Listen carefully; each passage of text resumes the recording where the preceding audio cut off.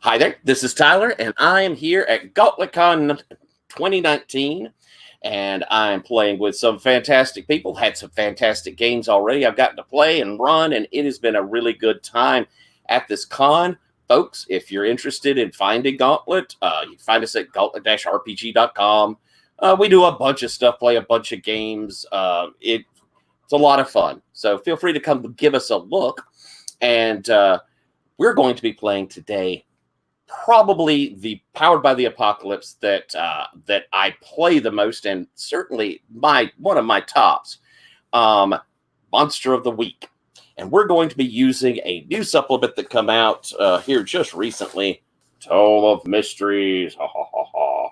And it has a lot of really neat stuff. If you're a fan of Monster of the Week, some of the things that are in here are really, really fantastic. Got 4 new playbooks, I believe it's 4, but several new playbooks, excellent playbooks. It's got some alternate magic powers, moves, which I think was something the game really needed, and they're nicely clarified, and all of them are really nifty. It's got an ass load of new mysteries in it. It's got some pretty interesting essays on kind of how to run a game, what you want to do for bringing in elements that are different. And it even comes up with a new style of thing, which is where you encounter, rather than one monster, you're encountering sort of a larger, broader, like a movement or some sort of mystic plague, something broader than just one monster. And that's a nice addition as well. So if you like Monster of the Week, it's worth getting. Now, we're going to be hopping in. This particular session mystery we're going to be dealing with is called The Witching Hour, which is one of the mysteries out of this book. But as it is a kind of mystery starter, I have gone in and I have edited it quite a bit. So it is not exactly what this one is. But all these mysteries in here, good ideas from them. So it was my jumping off point, and it is what we're going to be doing this time around. Now, I'm going to have my 3 wonderful players introduce themselves and tell me a little bit about their characters, because they are superlative players who have already pretty much made their characters. And then we're going to do bonds. Before we introduce our characters, though, I want to kind of say something I'd like for our group structure, in that we not only know each other with the bonds, I think we're already going to start together. A lot of times I have us kind of coming in and we've got reasons to fight each other. And that takes a good bit of time.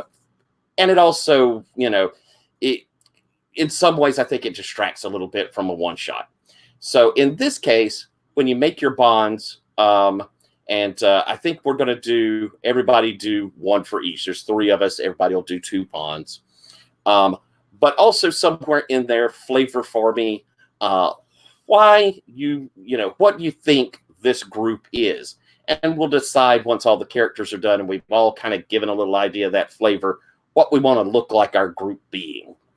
And just so that we have in our mind why we're here together, we have been contacted by the family, let me see here, Bellairs, Bellairs, who are a pretty well-to-do family, older family.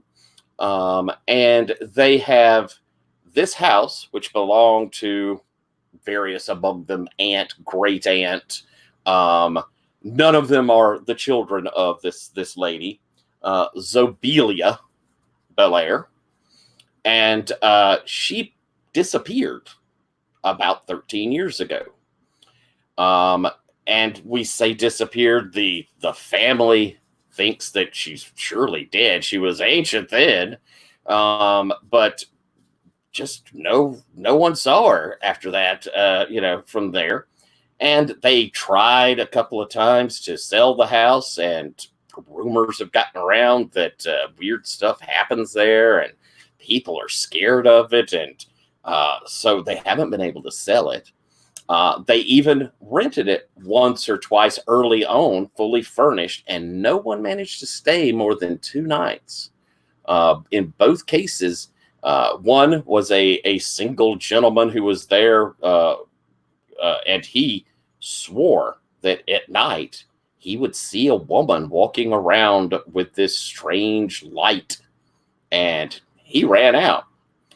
The other was a family, and they insist that they would be on the stairs in the house, or would be, in rooms of the house and feel someone watching them, and even occasionally feel someone touching them, and they ran out as well.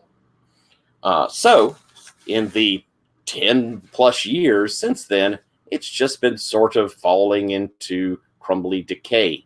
It is a very big house, large, rambly Victorian, and we'll have a chance for you to, when we get into play, to talk with the family members, so you might can learn a little more about it like that.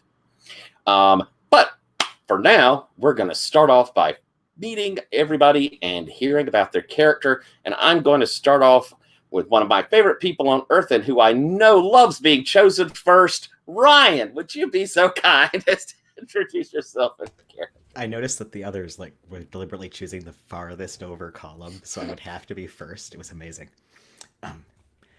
Anyway, I'm Ryan. I use he, him pronouns, and I am playing Calvin, or Cal McKay, the mundane, who was a teen heartthrob on that one show, the one everyone watched, some years back, but no one's really sure what he got up to now. What he got up to was ghosts, so many ghosts. I probably have done guest spot on some of those terrible ghost hunting shows. I really, really want to be involved. I'm pretty sure that I'm psychically sensitive. I mean, I have I can't prove it, but I know it deep in my soul that I too could sense the ghosts if I tried hard enough. I totally bought my way into this team. I'm pretty sure. I have the car and the funds because I invested my teen heartthrob money very wisely and bought stock in Facebook, I'm sure. Excellent. Thank you very much. I'm going to move over to another one of my favorite people on Earth. Sarah, would you introduce yourself and your character?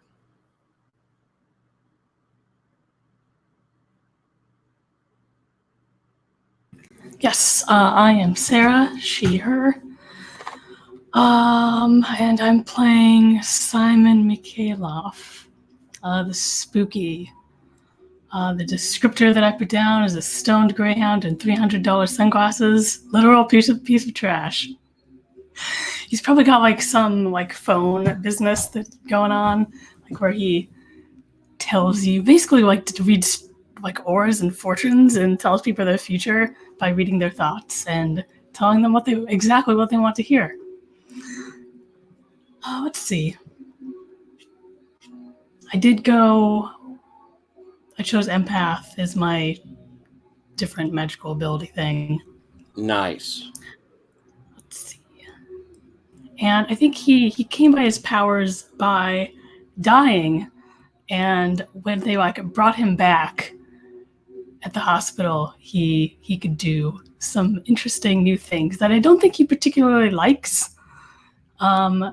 Does a lot of drugs to kind of dull it out. So yeah, that's something that he's dealing with very poorly. Awesome. Thank you very much. And David, another of my favorite people on Earth. Would you introduce yourself and your character? My name's David, he, him. I'm playing Elliot Marcus, who physically is young, 21, 22, not very large, thin, shorter than average, looks pretty average in every way, pretty charming, but does not handle pressure well. My playbook is the pararomantic, although rather than having a romantic spirit guide, my dead twin is my supernatural guide. Although I think by default, that's a secret. I don't think I tell anybody that. We may modify that as we do bonds and stuff here in a few minutes, but by default, I tend to not give any details and not really talk about it. And yeah, I think that's all I'll say for now. Excellent. Did you choose to go with an alternate magic? Ryan, I am correct. You went with sensitive as yours, correct? Yeah, I picked sensitive, and I've got a negative weird, so I intend to have it mostly as a flavor thing. But if I roll it, it'll go badly. So, David, did you go with standard magic move? Yes. Meaning I didn't follow that instruction, so I'm not entirely sure what that means. Just to bring out, in the Tome of Magic, they have some alternative magics. If you feel like taking a look at them, David, and somewhere in the course here you think that you'd rather do that than the magic move, there are some pretty cool ones. If not, feel free to use the magic move. It is still just the way it's always been. I will stick with the standard, I think. Okay, doke. All right, then. So, just to hit on real quick before we get into setting up bonds, my tone is that I intend is to be pretty creepy, to be kind of scary. I'm not going so much for my usual, say, slashery end of a lot of what I do. I'm thinking a little more psychological horror, but there's still, it's me. There's going to be a little body horror. Go on.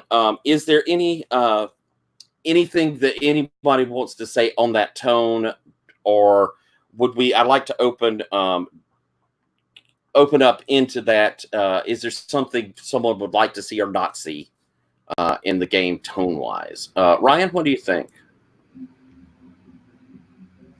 I'm totally into the spooky psychological horror. As horror things go, I really like the, I guess, like Twilight Zone sort of thing, where things are very wrong more than there are guts here now. Although if there are guts here now, that's also okay, I guess. Cool. Sarah, anything to add in or off on what I'm saying so far? I'm here for it. I do notice that we have a veil on graphic gore, though. Cool. Okay. And David, anything on tone there? No, I'm good. What you've outlined sounds wonderful.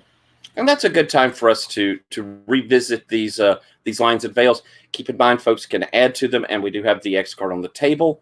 Our lines, we have sexual violence or coercion as a line, cruelty to animals as a line, pregnancy horror as a line. We also have veil on cruelty to those without recourse, on suicide, and on graphic gore. So we're going to try and respect those. And again, everybody make sure to, if something comes along, open to having that X card out there, and I will try and check back in and check these lines and veils, because during the course of a game, we can discover, even sometimes the second or third time that something occurs, it could start to get to us, and we want that to not distract from our game and not distract from the fun. So let's do some bonds here and maybe hear what our team looks like. And team thoughts are that, you could be in it for the money, or you could be old friends from a society that looks into ghosts, or we've got someone here who is using their fame to be further into ghost hunting. So there's a lot of little options here. But I'm gonna start with you, David. Why don't you put out a couple of bonds? So Simon had already indicated that one of his moves was the sight, which is the ability to see spirits and magical influences. And so I feel like he can probably see kind of the manifestations of my twin the same way that I can.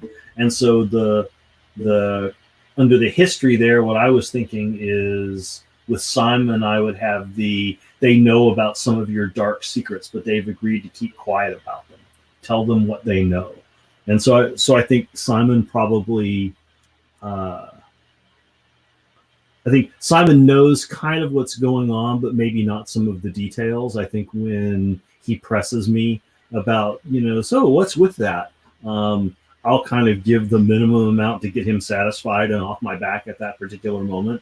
But Simon's maybe kind of persistent, and I think he is actually entirely uninterested in your personal really? life.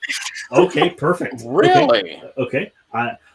So then what does he so what does he think about it? So is it maybe the opposite? Maybe that I kind of like try to tell Simon about it, and Simon's kind of like, whatever, guy. Because like he wishes he didn't have this thing that he had, right? Because it's just like they're always talking to me. I wish they'd shut up. I can't sleep. Okay. I like that. Okay, sounds good. So I think you have some details and probably don't want them. Do you want me to go ahead and pick the other bond with let's go ahead with Cal as well? Okay. So Ryan, you can kind of tell me if you agree with this. I was kind of thinking that old rival. Like I think maybe when you kind of, maybe Simon and I had been together kind of in the past and had done some things, and then I maybe rightly or wrongly felt like maybe I was kind of the one in charge. And then when you came in kind of with your flashy money and, toys and, things like that, there was kind of immediately a rivalry there. And I think since then we've gotten over that and are kind of tight friends. I don't know. That's what I was thinking. How do you feel about that? I was the new sibling, shiny, you had to be jealous of sort of thing. Not that you would know what that's like. Yes, I'm into that I just swaned in and was awesome and didn't understand that I wasn't the coolest thing ever, and everyone's into that. Perfect. That's excellent. All righty. Sarah, how about a couple of bonds from you?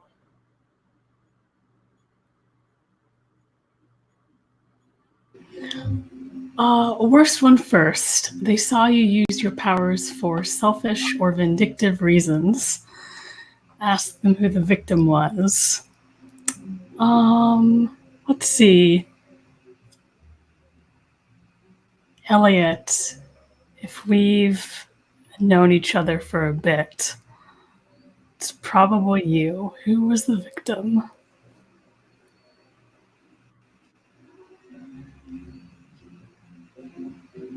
David, that's you. I was trying to figure out, does the victim need to be one of us or could it be a third party?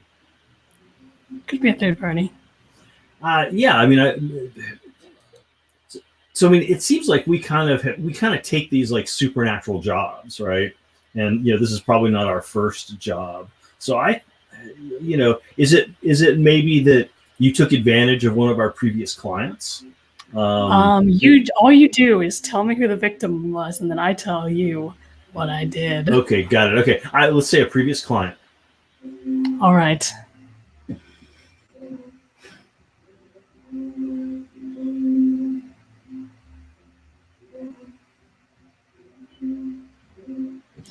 I think it was like a real nightmare of a job, and coming back, he like didn't want to pay us or something. And I've got this might sting. I can heal people. And I think I like beat him to within an inch of his life, healed him, did it again, did it again, did it again. Oh, I love it. Oh, that's awesome. What did you think of that, Elliot? How did you react when you knew that happened? Oh, well, let me think about this for a second. I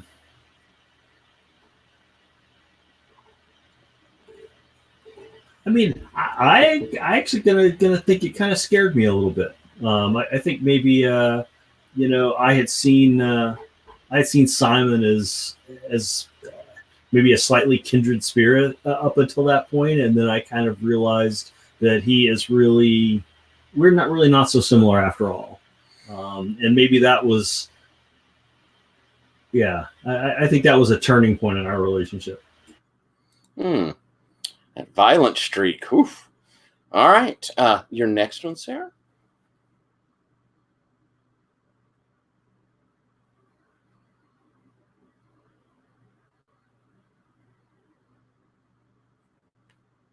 I'm looking at either your old friends and trust each other completely, or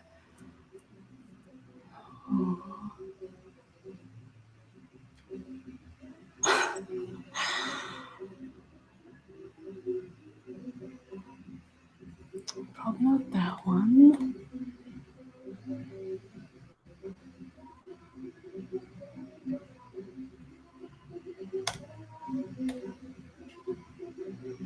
Or you used your powers on them one time, decide if it was selfish or not, and tell them if Could they you found out use about your it. powers on me one time? Yeah. Probably 100% into it, even if it was mean. All right. So tell us about that.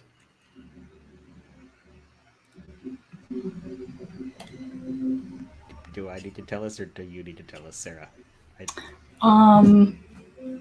So my powers are I can read minds, read emotions off of people, heal people, or just use your powers to kick some ass. Which of those do you prefer? Yeah. Can I have a gnarly scar, but like a gnarly scar that I can keep covered by, like my casual and approachable sweater or something? So I'm like, oh, I have a gnarly psychic scar. I'm the coolest. But it doesn't ruin my very recognizable face that I can put on TV whenever I want. Sure, it was probably not for selfish reasons then. Because it sounds like I maybe saved your life. And yeah. Okay, so we're thinking then that it was caught in the crossfire while trying to save Cal there. Or maybe like he was dying and I made him not almost die. I made him almost die instead of actually dying. Oh, okay. So it was the healing. Oh, I like that. Okay, cool. Because I didn't want what happened to me to happen to him. Although I don't think I would articulate it in those words. If I knew that, I would never forgive you. I want ghost powers. Cool. Excellent, excellent, excellent. Ryan, throw us 2 bonds out. Or histories, as this game calls.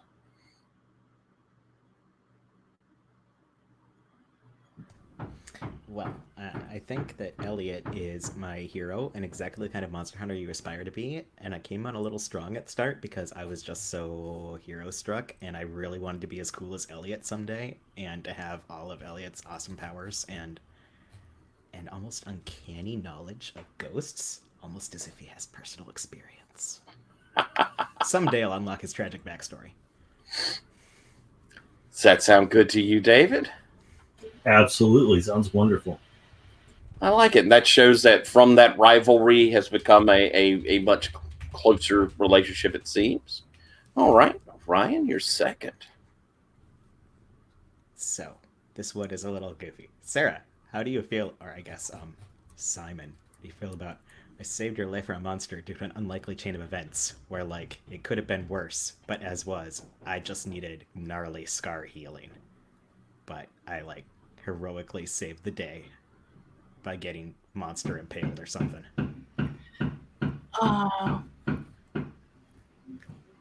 Can you say that one more time? I got most of it, but I would like to read it if possible. Oh, I can. Wait, read a bit of it?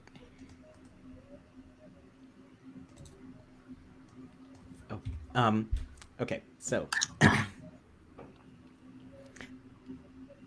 what I said was, what if the time that you healed me and I got the gnarly / super awesome and I would show it to everyone, but I don't want to brag, scar, was an instance where it could have gone much worse had I not, due to an unlikely chain of events, somehow, like, saved you and gotten super heroically sacrificed monster impaled or something, and you had to save me. That sounds great. And it's the coolest thing that ever happened to me, but I can't tell people about it because they wouldn't believe it. If you did it on purpose, then he would view it as like an inconvenience. I don't think that I could do it on purpose. I think it's a case of like the thing I was doing failed in such a way that it actually worked, but I got Gotcha. stabbed instead of you or something. Cool. Yep. So something along the lines of you'd come up with some plan, and you know, as the plan goes along, it goes astray, but you end up getting in between to take that blow. Yeah, it was probably a super intricate plan that had no chance of coming off properly, but I was 100% behind. Cool. All right. So we kind of see that our crew is, there's a closeness in this in some ways. I mean, Simon's a little on the loner side in a bit of a way, or at least is a violent and self-serving person on occasion. But I think it sounds like we've got a fairly tight crew. Do we think that it sounds like we've encountered monsters together before?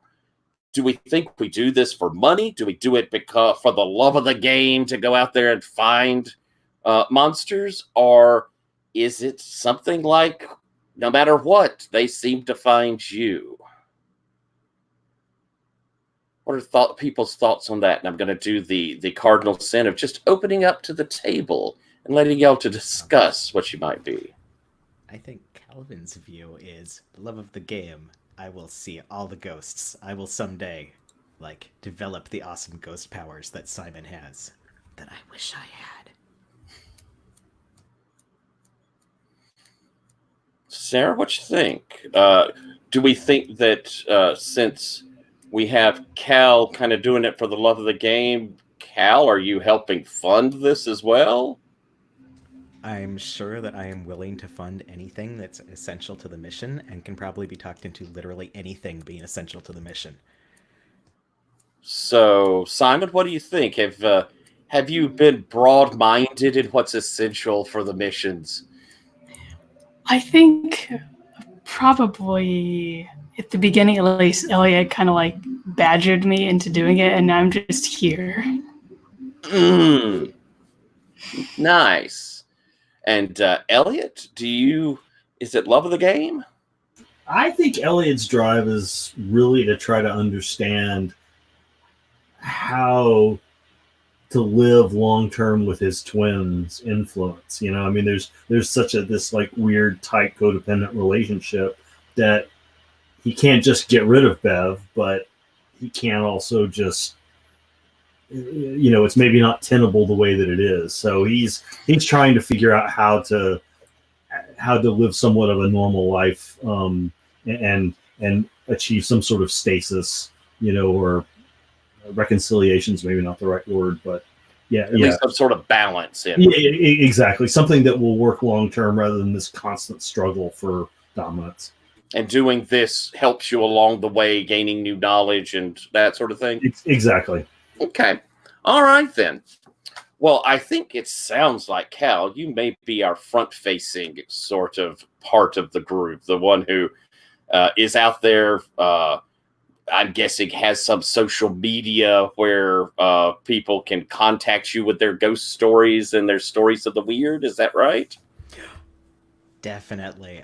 I probably have an Instagram where I post, you know, pictures of spooky houses I've been to, and it's got a weird title. People who find it are like, it's that Calvin guy who was on that show? And he wants me to tell him about ghosts I've seen. Okay, then. I imagine you've been on, like, Joe Rogan's show talking about stuff and, you know, hitting, like you say, the ghost hunters. Yeah, I was on Ghost Hunters International once. It was awesome. I got them all to sign my shirt. Fantastic. Gave out some 8x10 glossies of myself. But Cool. All right. Well, then the Belair family is probably the one, you know, it would have been you, Cal, that they got in touch with. And had given you that kind of quick hit of what I've told you so far about, this house. Obviously, it's not haunted.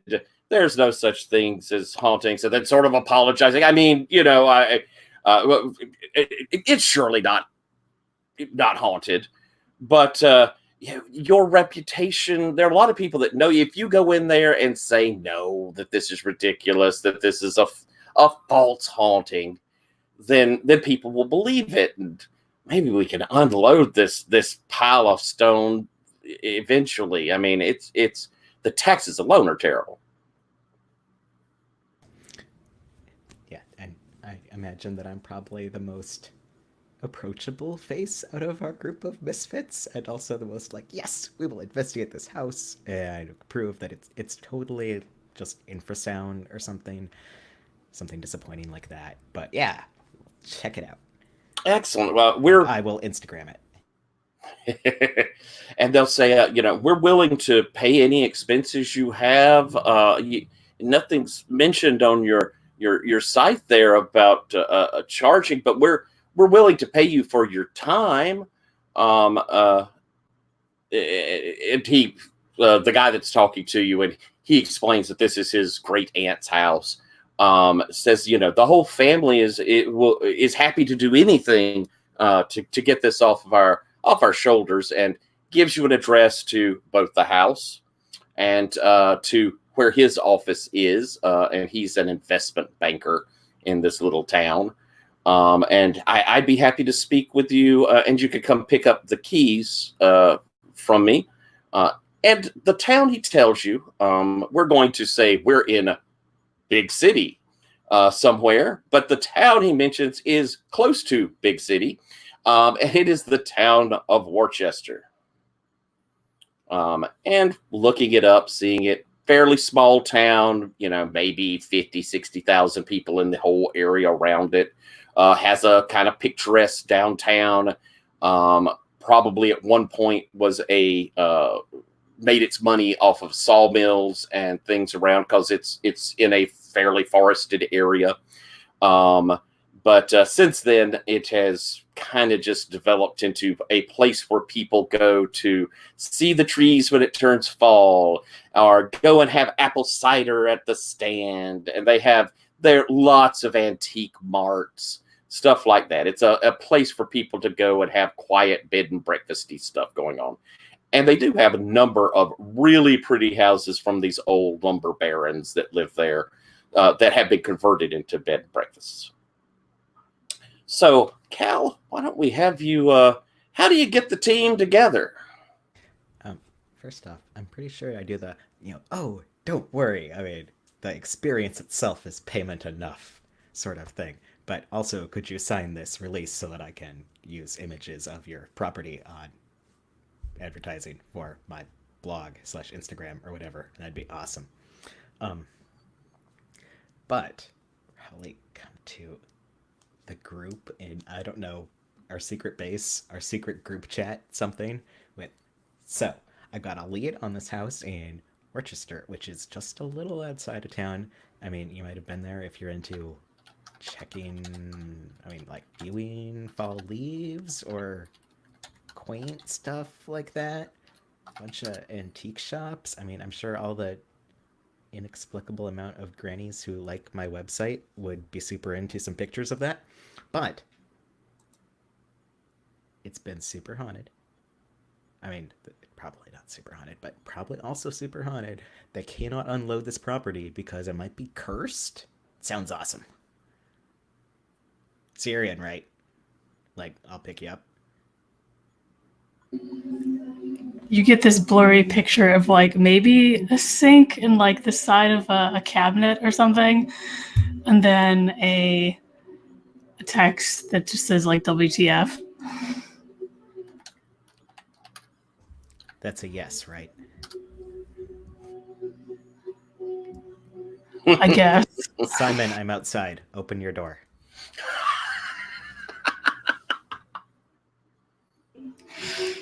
Swings open. He's just like staring at you, like sunglasses on, weirdly. Calvin somehow looks incredibly chipper and is holding a coffee like, okay, let's go. In the car. Give me 5 minutes, and then he shuts the door in your face. This is mine then. Cool. Cool.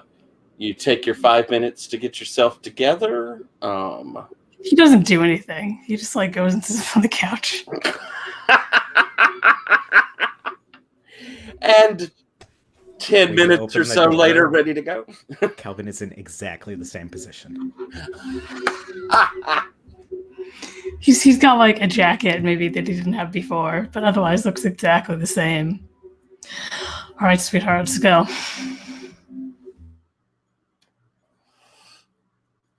All right. Does I see Elliot some need fall this leaves much and shit. convincing?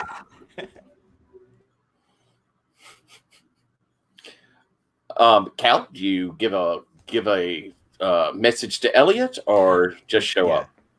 While waiting on Simon, Cal is probably sending the, like, so you're coming, right?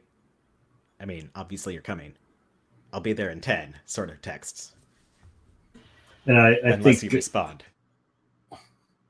I think Elliot, I think Bev kind of knows, that this is going on and has informed Elliot that Cal will be coming by. So my response when Cal texts and says we'll be there in 10 minutes, Elliot's response is, "I know, I'll be ready." Cal just looking at his phone, just like, he's so cool. Text. Okay, eyes on the road. I died once. I don't want to do it again. And you pull up. Elliot comes out. Yeah, I think the timing is impeccable. Just as Cal and Simon pull up, I'm locking the front door and walking down the sidewalk. I think as you cross over the threshold, you hear, and again, you say you kind of see Bev mostly out of the corner of your eyes. There's seldom directly right in front of you sort of things, right? That is correct. So you hear a voice, you hear him behind you say, "This one's going to be a little different, Elliot. Be careful."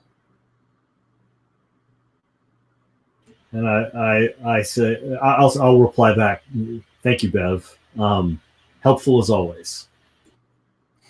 I think you get just the blurry image of a smile beside you as you head down to the car.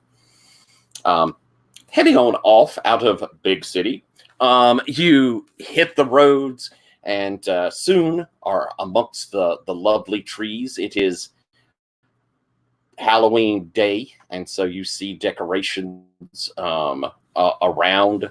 You see the trees are turning here, and it's a lovely drive. Several hours before you the outskirts of Worcester, and it is. And is Simon in shotgun? Did Simon make me take the back seat? I probably took shotgun if Cal's driving. Hey, it's your car, right, Cal? Yeah, I assume it's my, like, understatedly stylish car. Like, it's a Mercedes, but not a flashy Mercedes or something.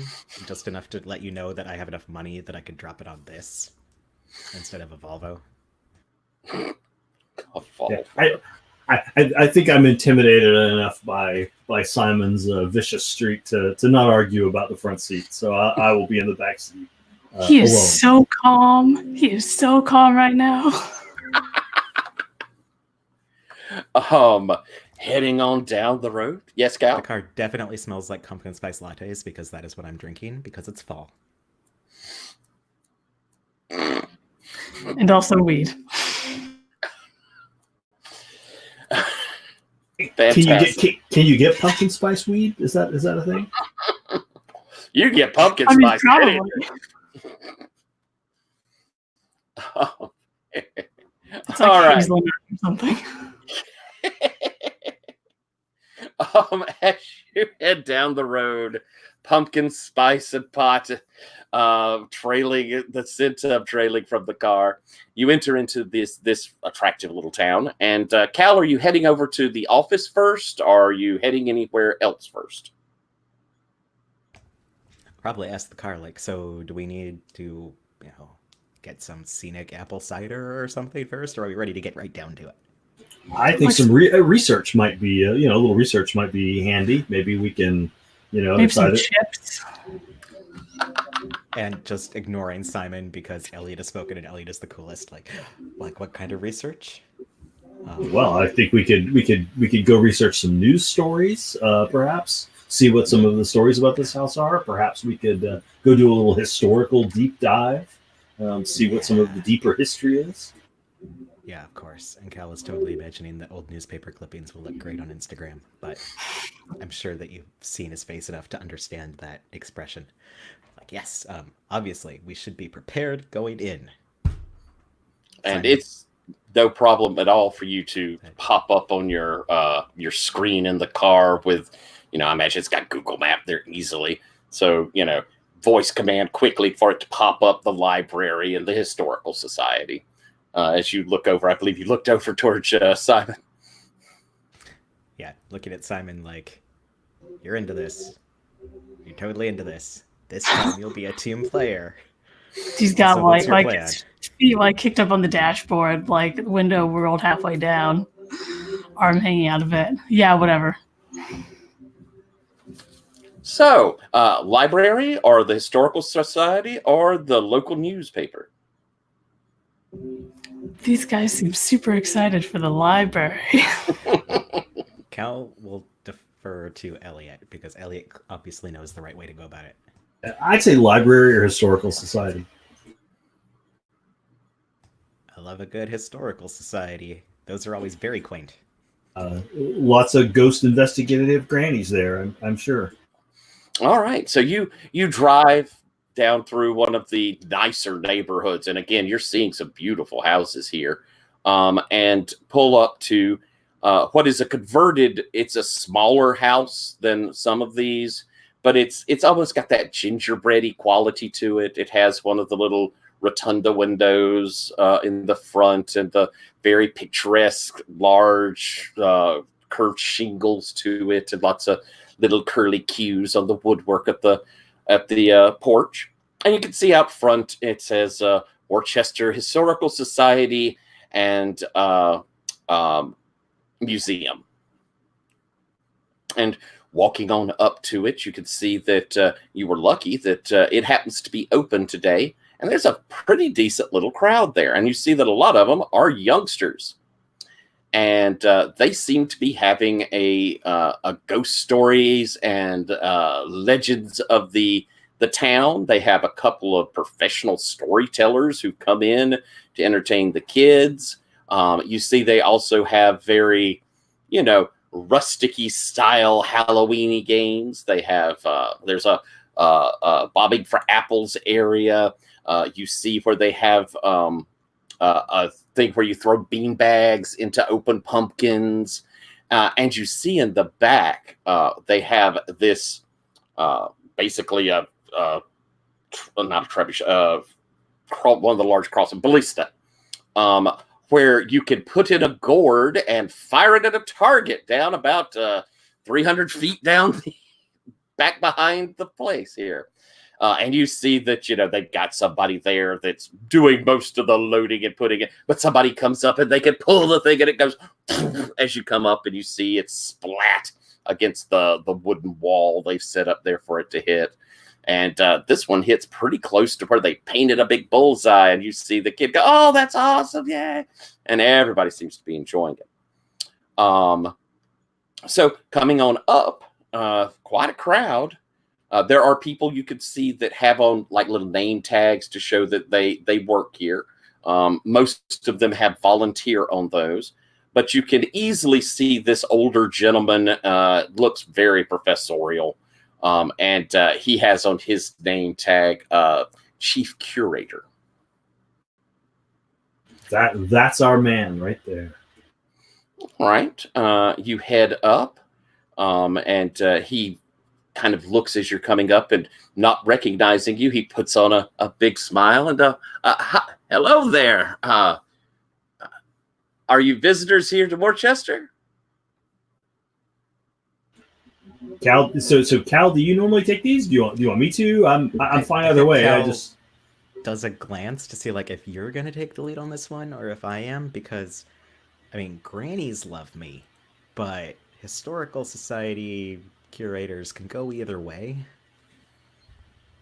I'll try this. So yeah, I'll introduce myself to him, and I'll say, hello, sir. My name is Elliot Marcus. My associates and I, I'm trying to be very professional. My associates and I are here to. Oh crap! I've already forgotten the name of the house. We're here. Bel Air. Yeah, the Bel Air. Yes. We're here at the request of the owners of the Bel Air house to take a look at that, and perhaps help them either sell the house or improve it in such a way that it could be a positive influence on the community. We were wondering if you have any information. Oh, well, my name is Stephen King. Not that one, obviously. But, of course, please come in. As you see, we have a lot of festivities going on, but I could spare a moment or two. And he waves towards one of the volunteers and ushers you into the interior of the place. And you see on the walls, there are a lot of pictures of the town when it was much older. You see that there's whole things set up in one of the rooms for implements of, being the lumberjacking and sawmills and things to do with the lumber industry. You see that there's a whole setup for people who have come from this place and gone off to various wars. And there's really a rather nice, extensive, they've opened up the house a bit. So you could tell they probably, there's no doors there. You can kind of just walk through. And you can see towards the back, there's a pretty extensive looking library that they have there of books that are probably like ledgers from the town, things like that. And they also have their gift shop in there. He'll walk you back through the gift shop area and to a little office there. And it's actually small enough that's kind of cramped for the four of you. But he motions to chairs. The Bel Air place. I suppose that since you're coming here to look into it, you've heard some of the stories? Well, yes. We've spoken with the owners, and they've informed us of some of the history of the house, but would like to get a more authoritative view from a professional. Well, the house itself it certainly was lovely back in the day. It was built around 1880. The Bel Airs were one of the early settling families of the town and owned quite a lot of land. They didn't actually engage in the lumber industry themselves. They instead would lease out various tracts of their land to be used, to be cleared. But they were, I have to say, quite savvy, very careful to rotate constantly. So there was always new growth. And with the amount of land they had, they could cycle through over quite a few years. Built up a good fortune. And the family was always rather small, usually no more than a couple of children each generation. But the Bel Air manse kind of fell on hard times. Zobelia Bel Air. She was the only daughter of Frederick Bel Air. He passed away about, I guess it would have been 1950 or so. And she lived in the house herself. I don't like to speak ill of the dead, but she was she was an odd duck. Not very friendly. Never, as far as I could tell, ever was courted, and certainly never married. She kept to herself for the most part, though people do speak of her tirades in the market. She was a hard bargainer, let's just say that. But she had a fascination with clocks.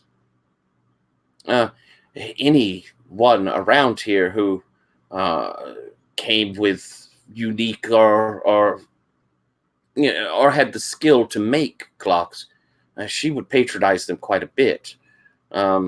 We've always had a lot of woodworkers in the area. Our craftsmen are well known. She practically put some of their children through college, requisitioning work from them. Very specific demands, though. Holy crap, what just happened? Oh. Stupid Hangouts. It all of a sudden just went pure white on my screen, and it's where Hangouts has this habit of opening up on me every once in a while. Sorry about that. I was like, oh my God, I've broken it. Okay. But hundreds of clocks she must have commissioned or bought. And then about 13 years ago, like I say, she didn't have a lot of friends, so it took a while for people to realize that they hadn't seen her. Eventually, Sheriff Ford went up, and no one answered the door, and after calling the family, he got permission to go ahead in, and she was just gone. There was, of course, an investigation. How do you mean gone? You mean she had packed up and left? Perhaps gone to Florida? Or exactly what do you mean? The sheriff said, and you know how rumors are in small towns, but that everything was there. It was very strange. There was dust, but nothing was particularly out of place. There was food that had gone quite bad in her cabinets and her old icebox. But she was simply not to be found. He did mention, of course, that all the clocks seemed to still be working perfectly and in perfect time. Said it nearly jumped him out of his skin when they all chimed off together. But no Zobelia. He looked into it. No one had seen her he couldn't find anyone who'd seen her for a month before then. And there was nothing that showed signs of foul play. But she was easily in her late 80s. You don't see a lady in her late 80s just wandering off. Though don't get me wrong, she was perfectly in control of her faculties. No sharper woman have I ever known. And is the house still as it was when she disappeared? Has anything been changed or moved? Well, the family says that they went in, of course, and there was a discussion. They thought about an estate sale, but this is where things get a little strange. Anyone who went in those early days and tried to take something out, they said they felt uncomfortable. Even the family said that they were unwilling to dispose of her belongings. I spoke with her nephew, George. George swore to me that he saw one of the clocks, one that he believed had belonged to his grandmother, and decided he wanted to take it. He took it back home with him. Oh, we lost Ryan. His computer froze. I'll be right back. We'll give Ryan just a second. In fact, we're on near the hour. Why don't we take 5 minutes real quick, and I'll write to Ryan that we're going to take 5 minutes and give him a chance to get back. Sounds good. Okay, thank you, Sarah. So see y'all back in 5.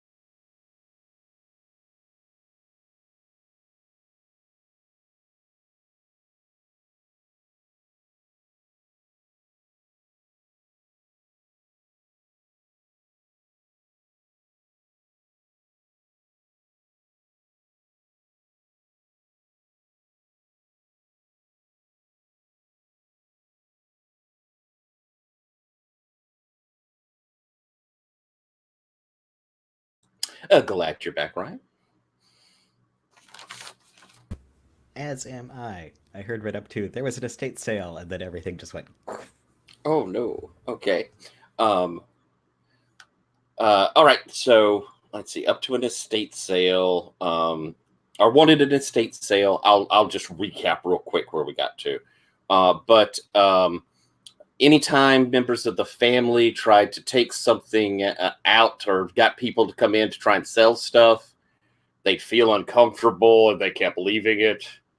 And he was telling a story of the nephew, George, who had a clock in particular that was in there that he thought belonged to his grandparents, and had taken it home. And that's where we'll pick up again. He says he took it home, but he began to have terrible nightmares. He would swear that Zobelia, his aunt, he would see her in his dreams. And then he said he saw a strange light near the clock. Something that chilled him to the bone. He wouldn't tell me exactly what, but he said it was enough that he took the clock back, and the nightmares stopped. Since then, I know they tried to rent it out a couple of times, but that didn't work. And the neighbors, they swear they see a light passing around in the windows. But the descriptions of the light, they often change. Green light, or a purplish light, or sometimes, there have been times they've even called the fire brigade to see if there was a fire, because it looked as though it was crackling. Firemen would get there and find nothing. But, rumors get up to things, For the house, it's been good. Thieves don't go there. And I hear rumors that the youngsters, teenagers, will dare each other to go and spend the night. But as far as I know, none of them have succeeded. And, it's just sort of collapsed.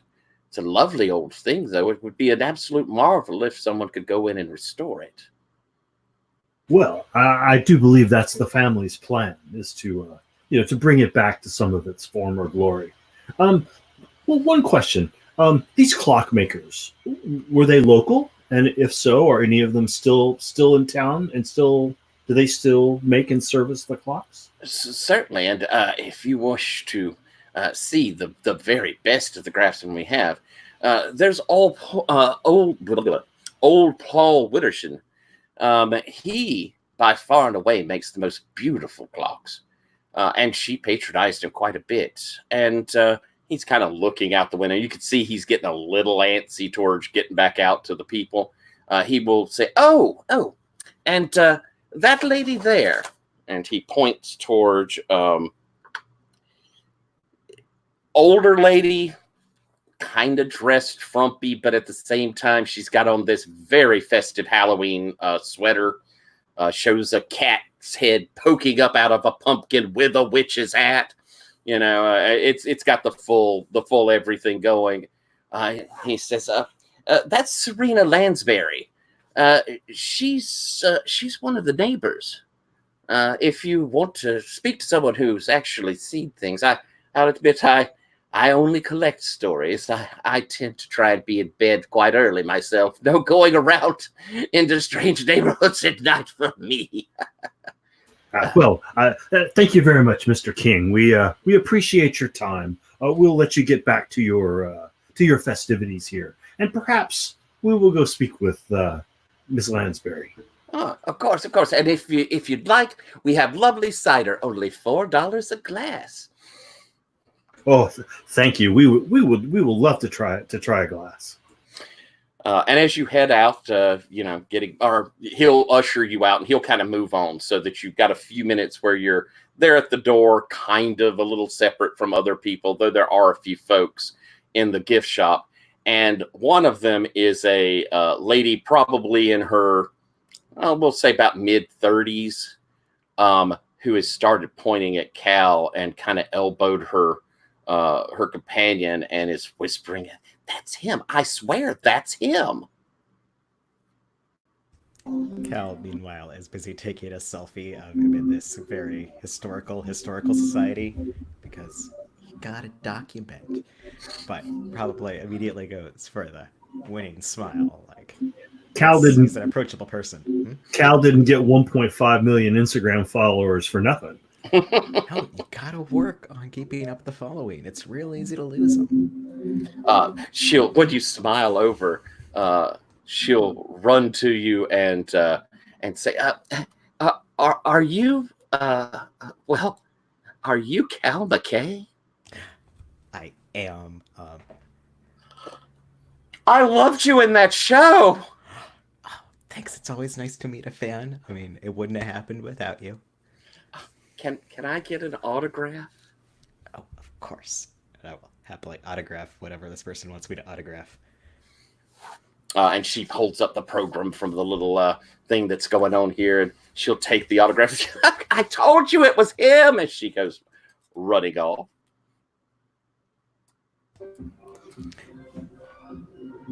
And well, forget any hope of none of staying that straight happened, Cal's just like, okay, so cider or...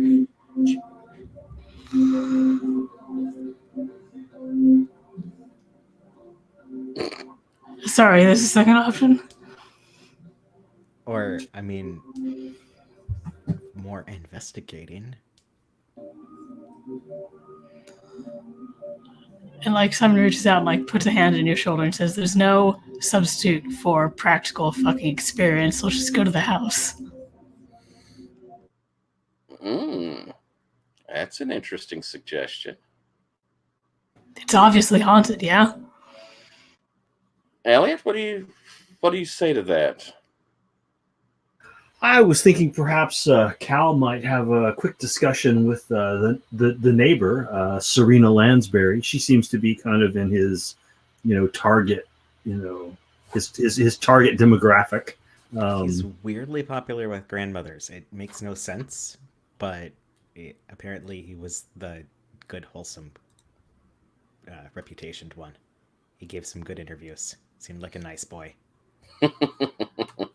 So maybe a quick chat with her and a cup of cider to go, and we could head out to the house. All right. Well, Cal, if you want to head over that direction, Simon, what are you doing while Cal does that? Smoking.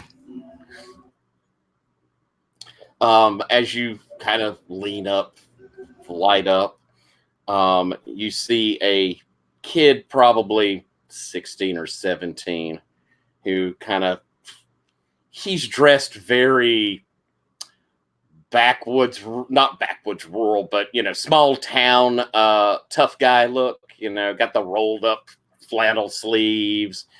He's got combats on. He's got the studded bracelet sort of thing on, that kind of stuff. And he comes walking up and says, "Can I bum one?" I would like to read his mind, or no, empath, just because. Excellent. Sounds fantastic. And I have a roll for your party I can send to everybody. Here we go. Should have probably done that earlier, but you know me. Hell, we hardly even go into the mechanic in the first 5 hours. All right. Here's the roll for your party.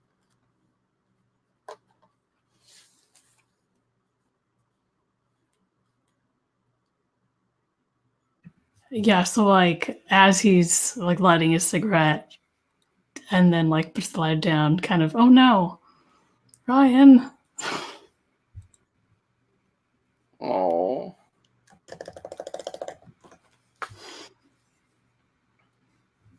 Keep going, or? Yeah, let's keep going. At least get your roll in. And there's Ryan back. So on a related note, they've been saying we may lose power here in California because of the wildfires and stuff like that. It has not happened all day, so I think it's unlikely that it will happen during this game. And I think I have everything on a UPS, so the power will go out on the house at least an hour before I'll actually have to bail. But just as a heads up, it's possible. That's at least good, though, that it won't be suddenly you disappear. We'll at least have that. I suspect my lights will go out, so I'll still be here, but you just won't be able to see me. But I think everything else will stay up. Cool. Okie doke. Sarah, Simon, reading a little empathic on this kid. How'd you do? So I haven't rolled yet, but just light my own cigarette, and then as I'm handing over the barest physical contact, and then I get whatever read off that. Do you need physical contact? I think it helps. It's not necessary, but I have to actually concentrate. Gotcha.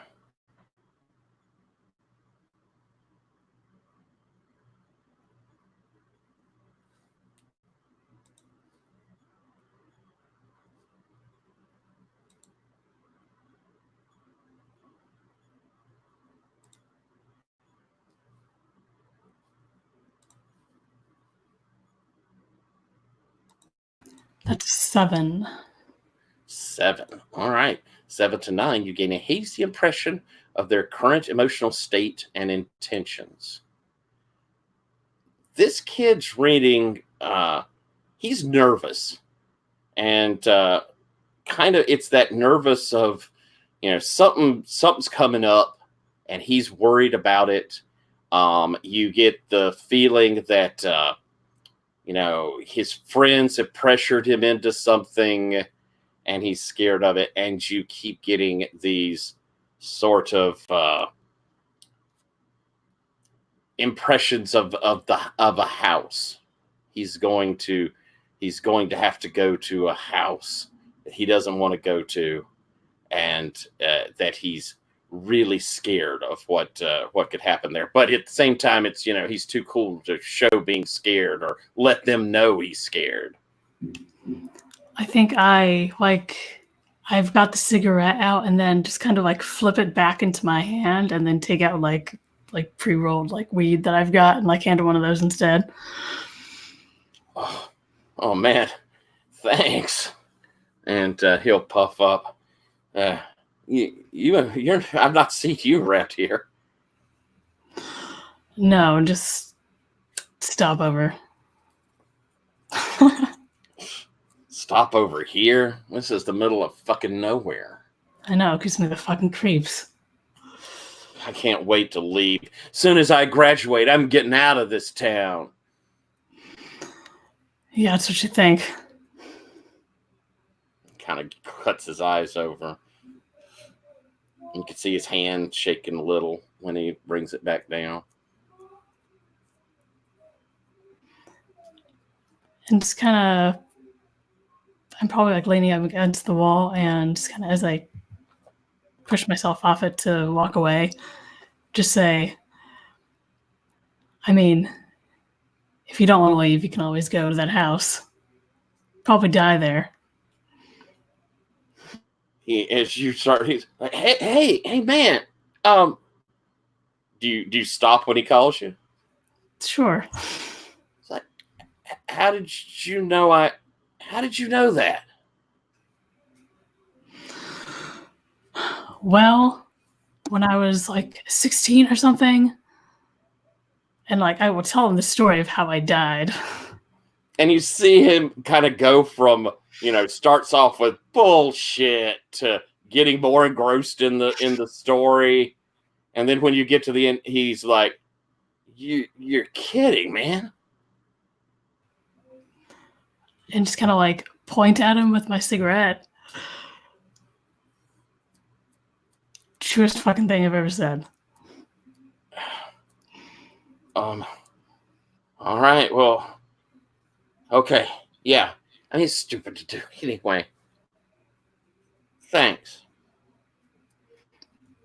It's kind of hand over my shoulder, whatever. What's everybody else up to? Who am I walking toward? Yeah, I think we'll go to Cal. You're heading over to see Serena. Elliot, are you following behind, or are you doing something else? I saw some books. I think I might wander over to the book area and see if there's anything, to be discovered in that area. Alrighty. So we'll have you go over there as we have Cal. You come up to Serena Lansbury, and as you get up there, you see she has a little volunteer tag on there, and she's at the dunking or the bobbing tub, and she's talking to these kids, and she's got a clear tone of someone who's used to dealing with children. She's probably in her mid-70s, but still looks in good shape, and she's moving around spryly enough. As you come over to her, and she looks up, and you see a look you've probably seen before of, is that? No, surely that's not. And I'm gonna slightly get out ahead of it with immediately congratulating her for this being an excellent turnout. Just a good job of running. I haven't seen an apple bobbing stand in, ever, I think, except like that one episode where we had the Halloween party. There was an apple bobbing Then it stand, is never in real you! life. Yes, it is me. Oh, And I hear that you are the person to talk to here. well, That whatever his name was, curator, really, talked you up as someone who knows her stuff. well, and she's kind of blushing a little as she goes, I can't believe a big television star here in our little town. What in the world would Cal McKay want me to do with from me? Well, yeah, I don't want to give too much away, but I hear that you're a neighbor of the... I've already forgotten the name. The Zenobia Bel Air house, was it? Bel Air, yes. Let's have you let's have her manipulate someone roll here. I was thinking that eventually I would have to hit that. As you see her face kind of harden just a little as you mention the Bel Air place. No, whoa! I rolled a 12 plus 2. Wow. Okay. All right. You see that kind of hardening up a moment, and then well, why are you looking into that place? The Bel Airs asked me, because I have a little bit of a reputation in these circles, to help establish once and for all that there's really nothing ghostly going on there, as you might say. And it's just a old house. I'm expecting probably, infrasound or something. Well, there is something there. There is. Well, and she looks back at the children. Now, you all behave, and she kind of motions towards one of the older ones. Tommy, you make sure nobody drowns. And she kind of pulls you off to the side. She says, the place, there is something going on there. I live just 2 houses down and across the street, and I see things. What kind of things? Well, there's lights, weird lights, different colors, different times, and I tell you, I've seen a woman up in one of the upper story windows. That wrote, let's see, right there near the eaves, the attic window. If I didn't know better, I would say it was Zobelia come back. But it can't be her. People, no one ever goes in, no one ever comes out. And they search the place. She's gone. And you could tell she's a little afraid when she starts mentioning her name. Yeah, obviously it can't be her, but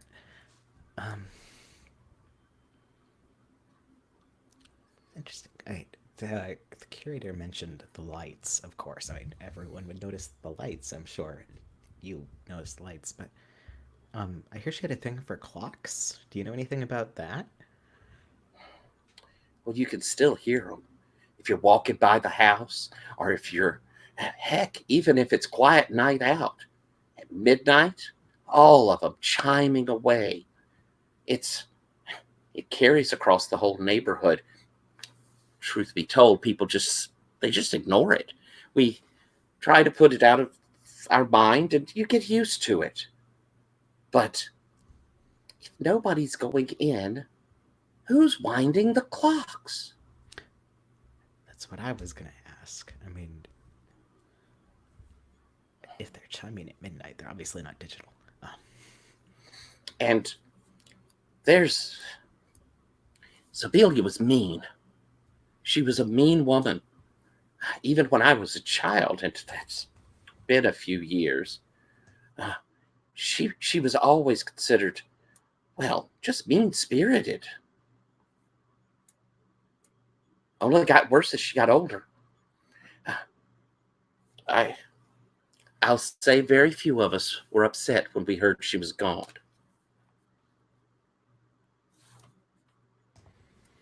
Yeah, she doesn't seem to have left many admirers in her wake.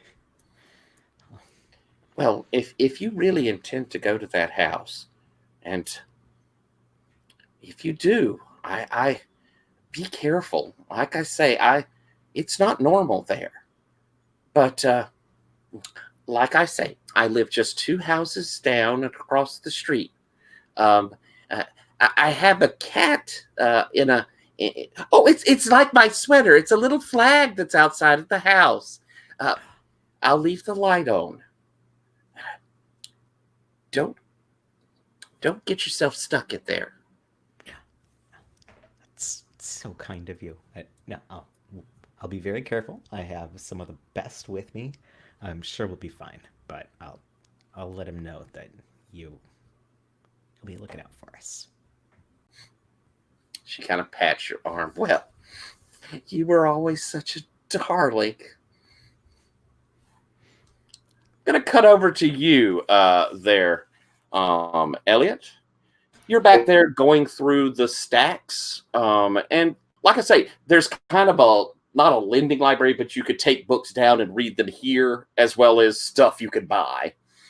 And I'm guessing you're going through the various books over there that are more of the read heres.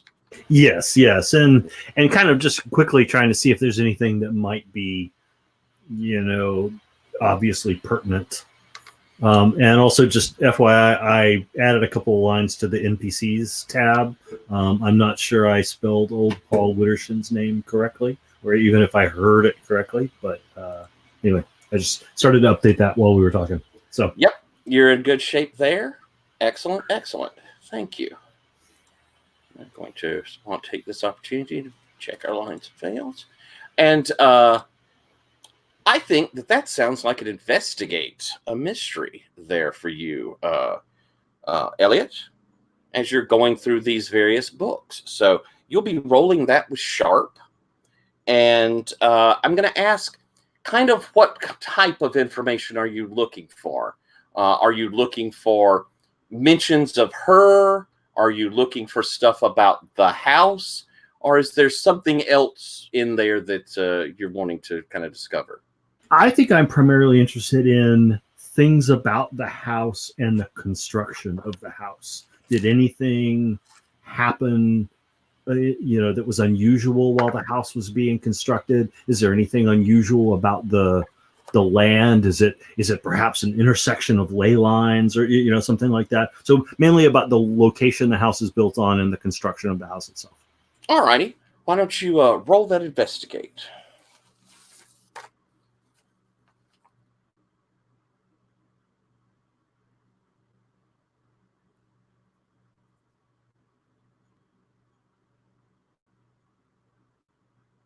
You're muted, my dear.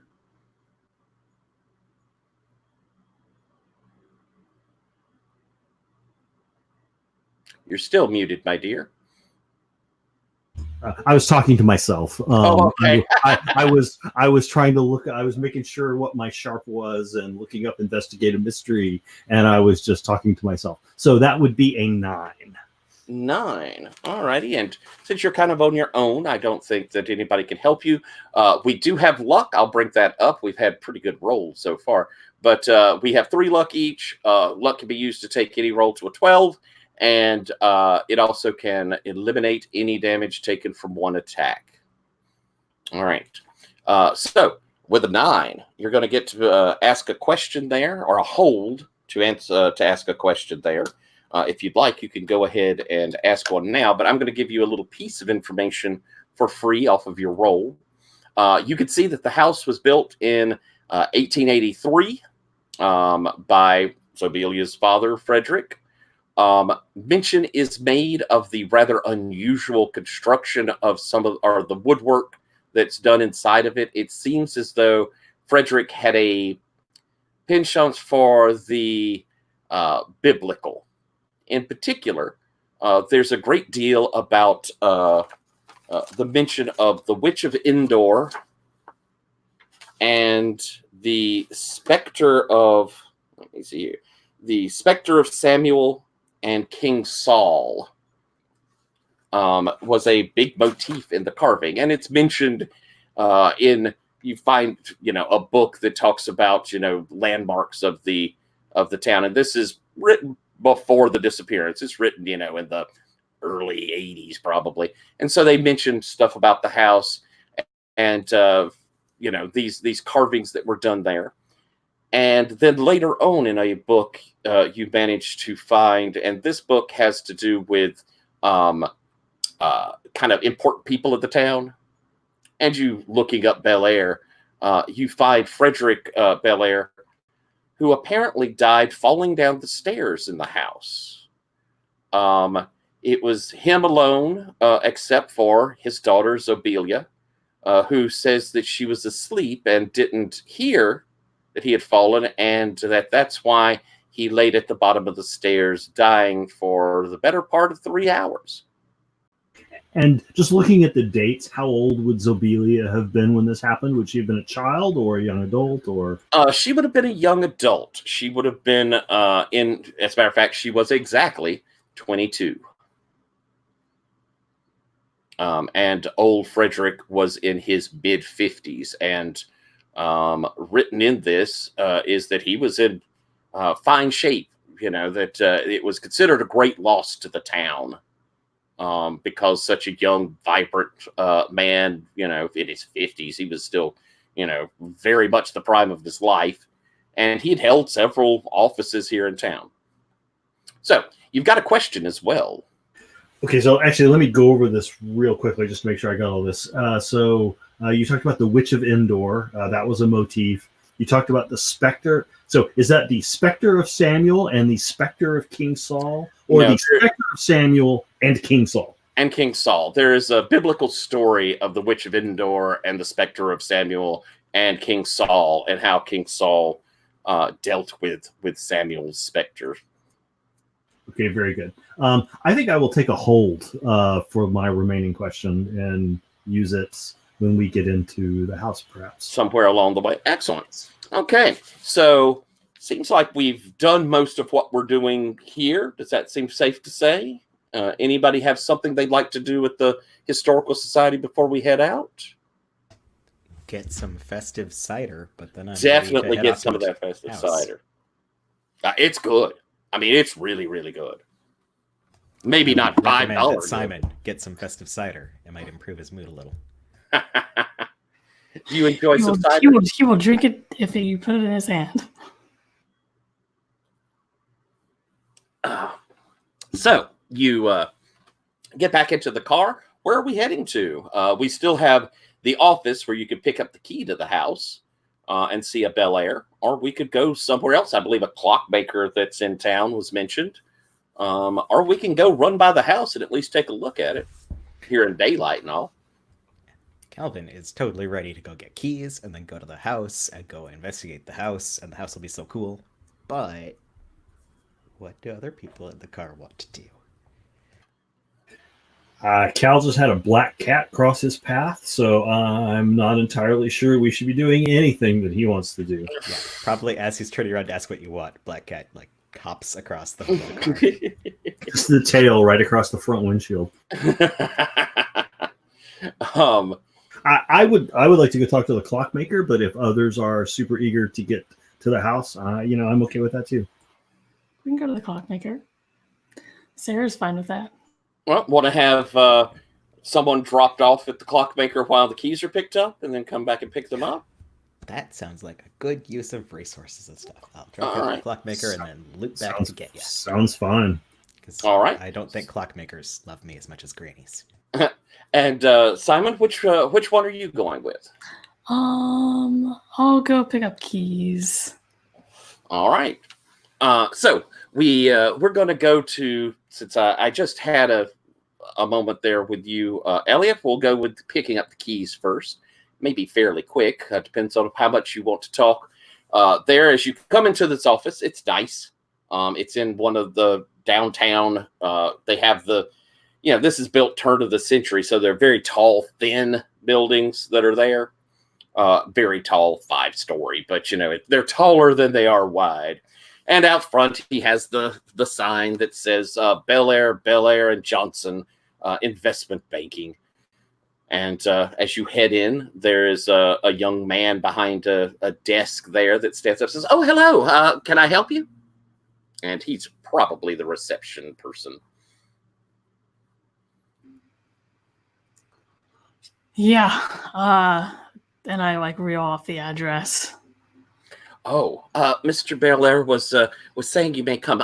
Please follow me, and takes you back, kind of through down a hall to the very last door at the hall, the one where it empties to, and knocks, opens it up, and Mr. Belair, the people you were expecting, and opens the door for you. As you see, behind a nice desk in a rather attractive office is a man in his mid-40s, got a bit of a paunch. He's dressed in a suit, dressed nicely, but he stands up. "Oh, hi, please come in, have a seat. You're Mr. McKay. I'm so glad that you came. And your associate." I'll offer a handshake and a winning smile. Of course we came, quickly as we could. The keys, and he pulls open a drawer and brings out a set of keys. They have this kind of weird juxtaposition of being old keys. They, have that kind of skeleton key look to them, but they're on a keychain that has a Tamagotchi on it. So he kind of puts them on the desk in front of you. You'll find that that's the front door, the back door. There is what's left of a small gardener's shed in the back. There's also what used to be for the butler and the maid, just a small house back there, but both of them are, well, they're going to have to be torn down, I'm afraid. Keys to those as well, and I'm guessing all these other keys are any interior locks. I'm not sure. Simon, I imagine it's on one of those big sort of loops, and then the little Tamagotchi, and just puts his wrist through the big loop, and then turns the Tamagotchi on. You see, you have to restart it because poor Tamagotchi has indeed passed away.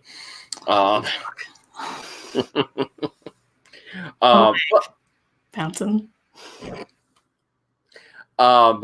He says, I mentioned that I'm more than happy to refund you anything that you spend, anything that you need. I'm happy to fund. And, well, we didn't exactly talk payment, but I feel it's only right to pay you for your time. Would 2,000 be sufficient? And you can tell this guy's pretty eager to have y'all go do this. And Simon can probably tell that Cal would immediately go "Oh no, of course, I could never ask for money." But would Simon jump in first? Yeah, still looking down at the Tamagotchi. He just says 4. 4. Well, that seems fair. I if you are if you go in there and find that all these crazy rumors are untrue, it'll be well worth it. 4,000 it is. You don't mind, of course, if payment after service is rendered. It's half up front. Oh, well. Will you take a check? For cash. I see. And he'll reach over and push a button on his phone. Terry, would you be so kind as to bring me a bit of petty cash? Box 2, please. And Calvin is busy, like, choking on the bit of cider he inhaled when the cash up front came up.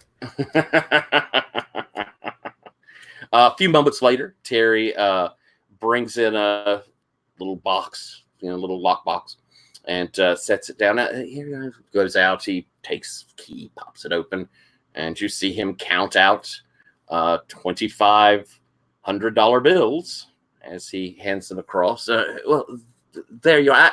I don't think I caught your name. It's Simon. And like counting the money. He overlooks the sort of rudeness of that, and well, then, Mr. Simon, I really appreciate it. Like I say, all of these rumors have just killed our ability to sell the house, and it's becoming quite a burden. If we can't manage to sell it soon, we're just going to have it demolished. And I know that that'll put the whole town in an uproar. It's on the historical register, you know.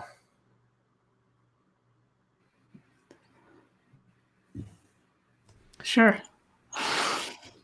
It is? It seems like nobody in town's terribly fond of it. Well, it's been on the register for quite some time, but you may be right. There's more than a few folks who probably wouldn't mind seeing a bulldozer take it down. Some of us have fonder memories, or at least old stories. When Uncle Frederick was around, it was a really open and happy place.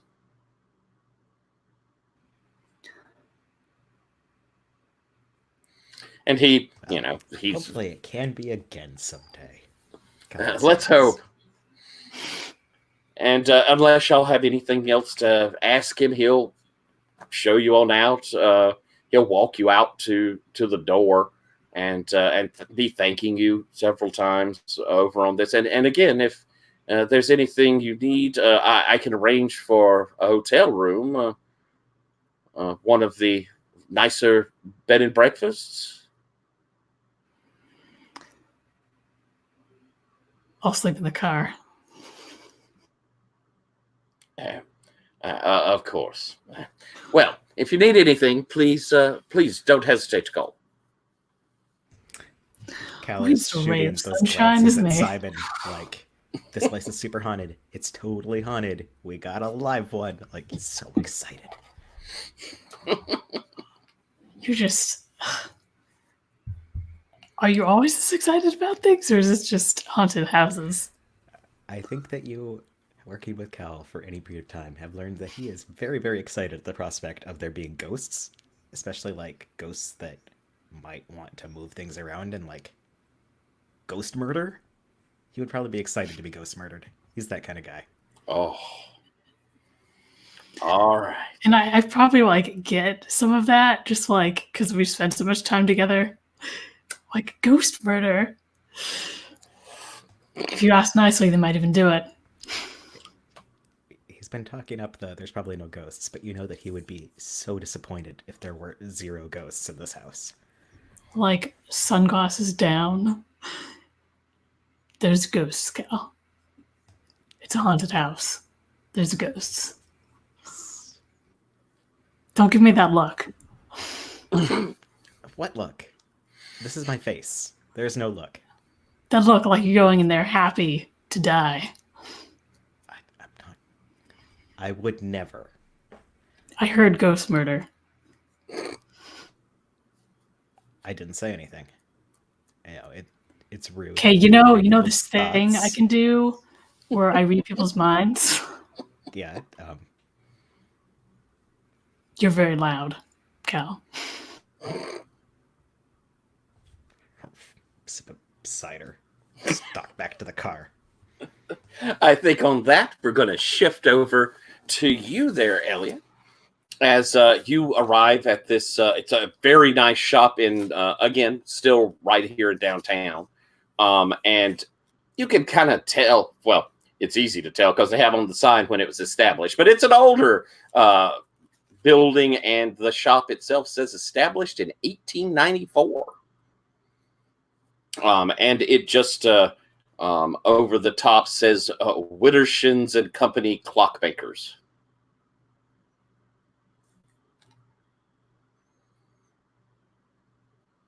Do you head in? Okay.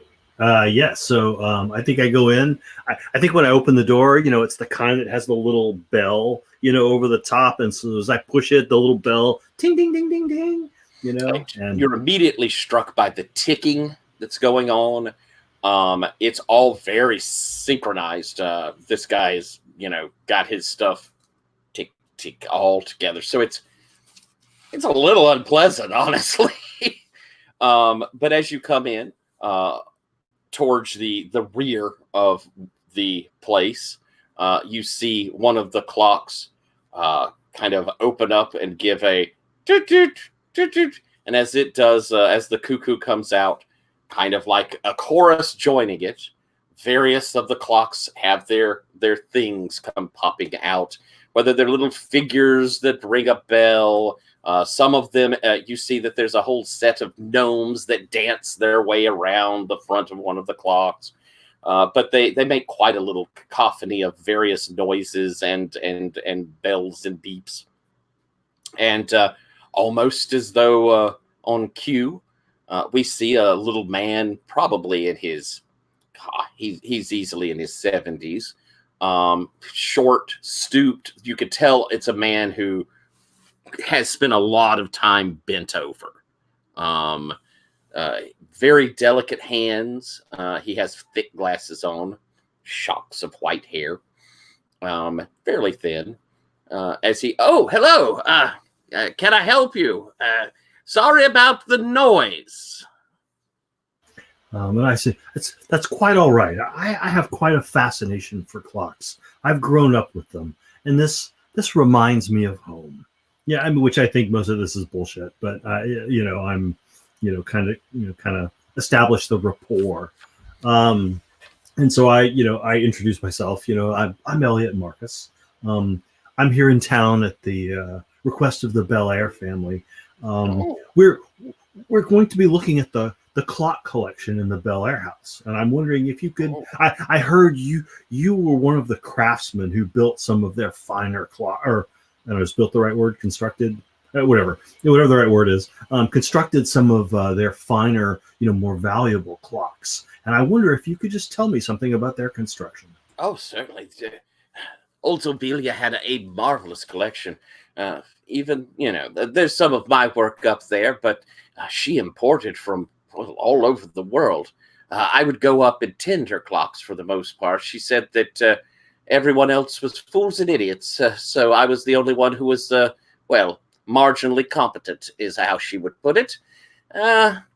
But I wound many of them. She had hundreds, every room, and beautiful examples, some of them inlaid with medals, and I would swear to you that the gems on one of them were real, and all different sorts, some of them as big as a thumbnail. But yes, she was quite fond of all of them, and let me show you a few things. And he'll take you, and he'll pull out a book, and he'll start leafing through, showing you the clocks he made. He would take a picture of them. They're beautiful. But he goes, as you'll notice, she had quite a thing about, a particular biblical story, the Witch of Endor. I must have made, 24 Witch of Endor clocks. She even had me make one where she wanted me to model her face after her own.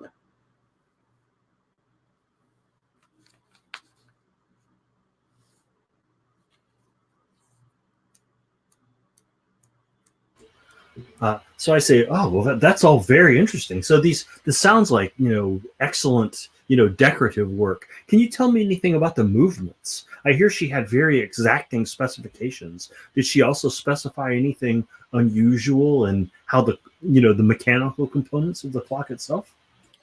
She was interested in, well, certain clocks, and he'll point towards some, will keep up with phases of the moon, or will let you know of times in various places.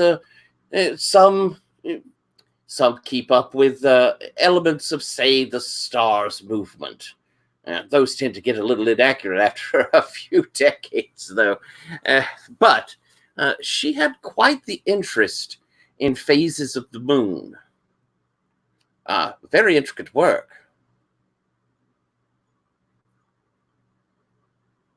And what in your professional opinion would be the condition of all these clocks after not having been wound for such a long period of time?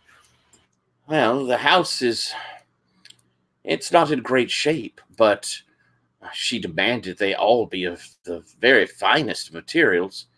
Provided they didn't get wet, they could be in excellent condition still. Though some of the ones that I saw in her collection were quite old.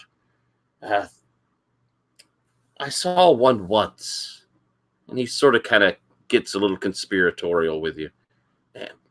It was from some collector she found in Germany. Another of those Witch of Endor watches. Or clocks. A grandfather. Great, monstrously sized thing. It had to have been near 8 foot tall. But I'll tell you, I could wind it. But I couldn't understand a thing of its construction. It kept up with the stars. It kept up with the movements of the various constellations, the moon, and several other dials. I never quite understood what it was watching. But it was too complex for my simple skills. Not that it ever needed work. Ran clockwork like. Straight on time, all the time. Ah, well, that's very good information. And sir, I'm sure you're downplaying your skills. You are, as I've heard, one of the best. Why don't you roll me an act under pressure with charm?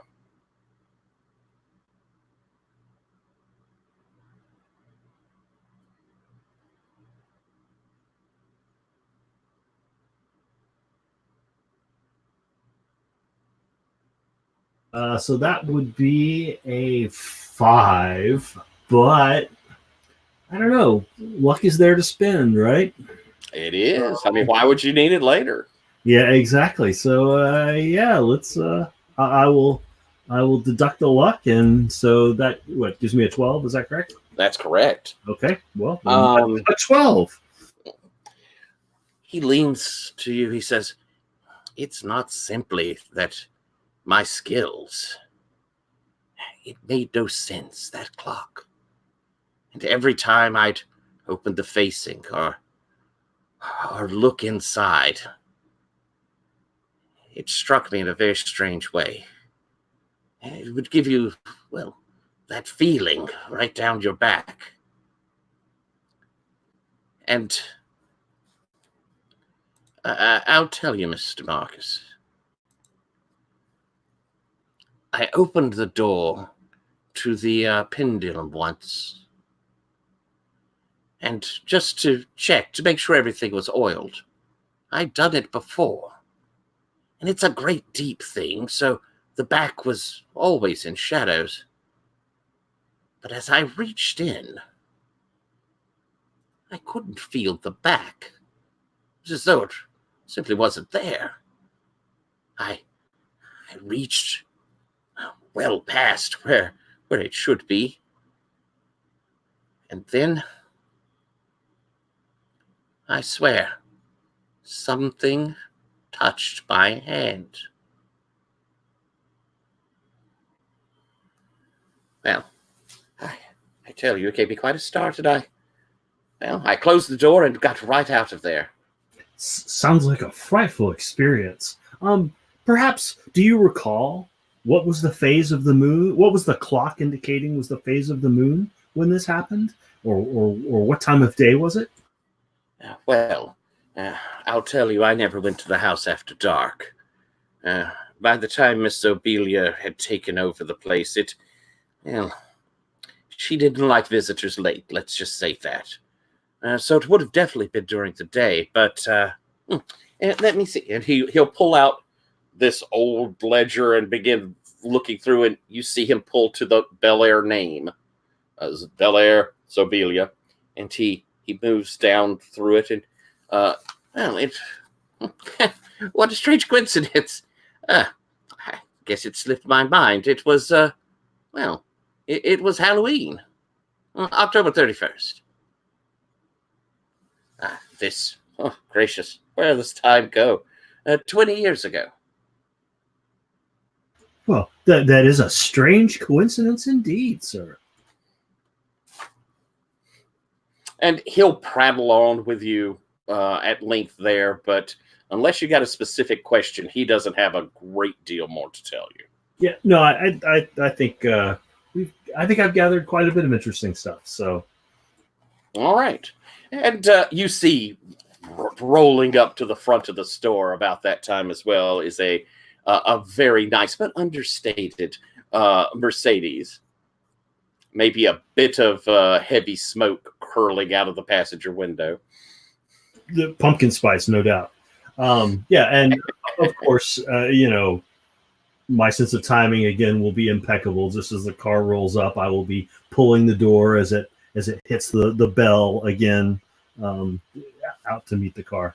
As you are heading out, you hear Bev's voice. That old man's been touched by the beyond.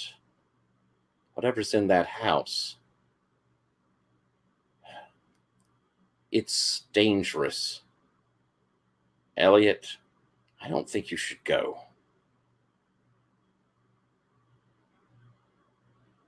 And I'll say back, well, Bev, we have a job to do, and between the two of us, I think we can handle it.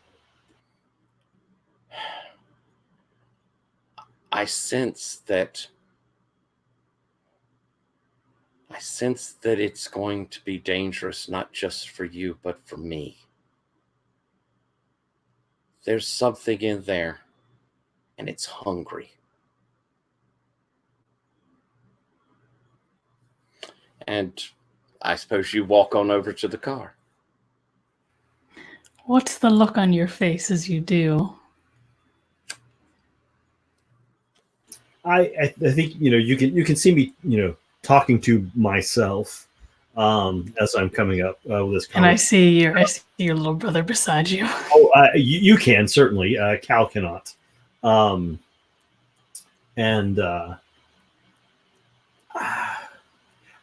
I think the look on my face is maybe kind of a cross between slightly puzzled and slightly irritated, because I think this is kind of maybe Bev kind of like fucking with me a little bit, kind of trying to get me to back off on this for reasons that I don't quite understand. So what Mr. Wittershin told me, concerns me a little bit, but I don't think it's any different than anything we've encountered before. And then I'm trying to figure out if Bev is just kind of like taking advantage of this to sow some doubt. And you looking at the ghostly little figure or young figure beside Elliot, you can see it's remarkable. Are you identical twins? Were you identical twins? Yes, I think we were identical twins. So, you're seeing that young and older version there. And the look on the face is so similar, that confusion But you can also see fear. Can I read a ghost's mind? I don't see why not. You could see Cool. him. I want to do that. Try to read. Well, yeah, read his thoughts. Okay. As you're climbing into the car, Elliot. Just get like Simon's face in like the rearview mirror, looking at the ghost that isn't really there, but is. Yeah, it's probably kind of like the ride at Disneyland, right? Where you see a ghost sitting next to you. You can actually see, I'm in the back seat, and you can actually see Bev sitting next to me. Where even I kind of, and it's interesting, you may have more insight into Bev than I do because of just the distance, and you can actually see Bev where I can't quite, see him directly. And reading the thoughts, you've probably seen.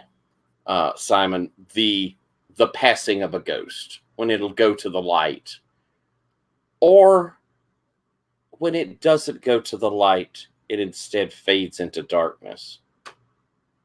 But you've seen this in both cases, and the thought that is coming from this, young boy. Oh, I do have to roll for this move. Oh, do you? I thought it was an automatic. Telepathy. Oh, so I roll to do other things. Right.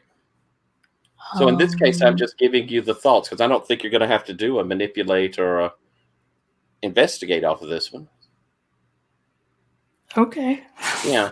Now you can do an investigate off of this one once you get these thoughts out if you wanted to try and delve more. But what he's imagining is that dark place. He senses there is, wherever that dark place that souls will go, that is a pit of it.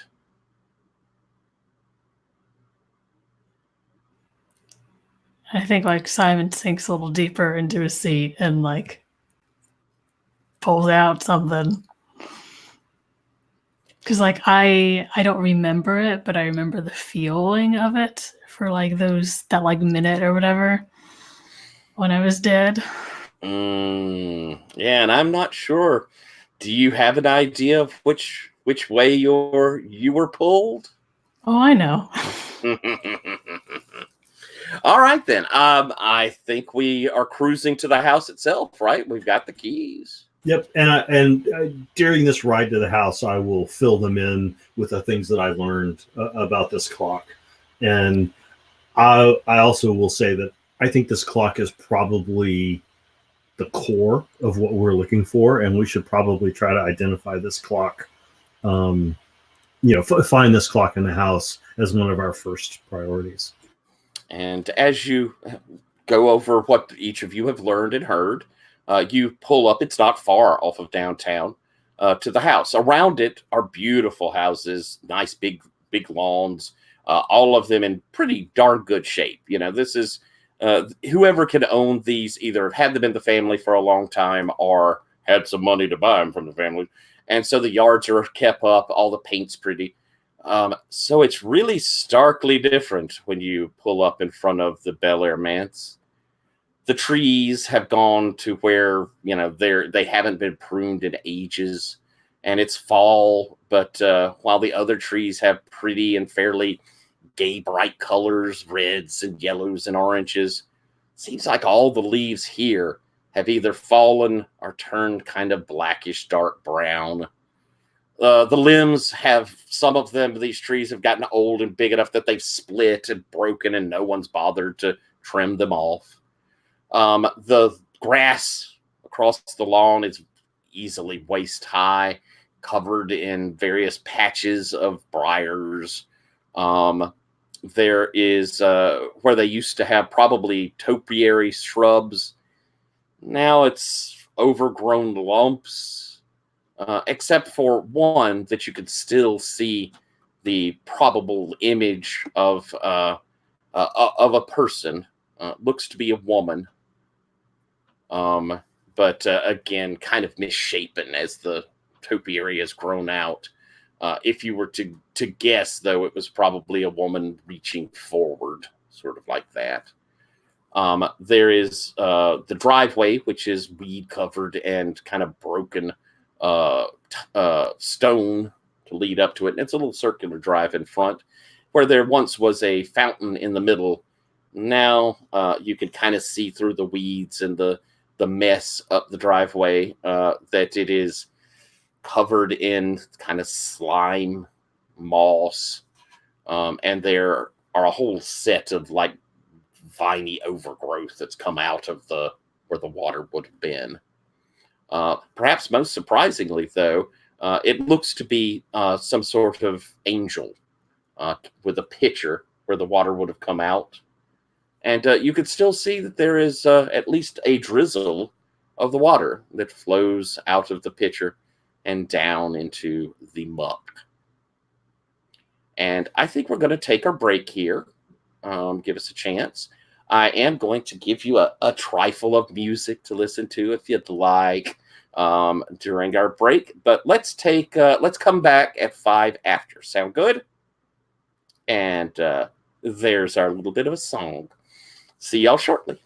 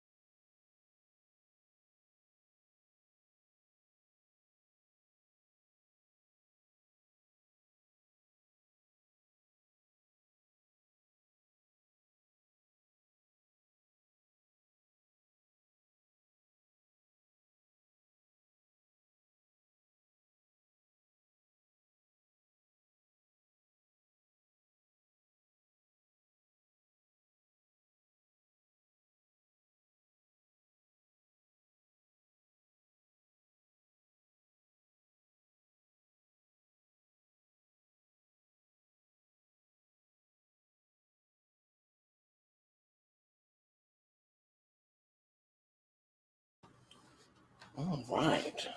Give Ryan just a sec or two more.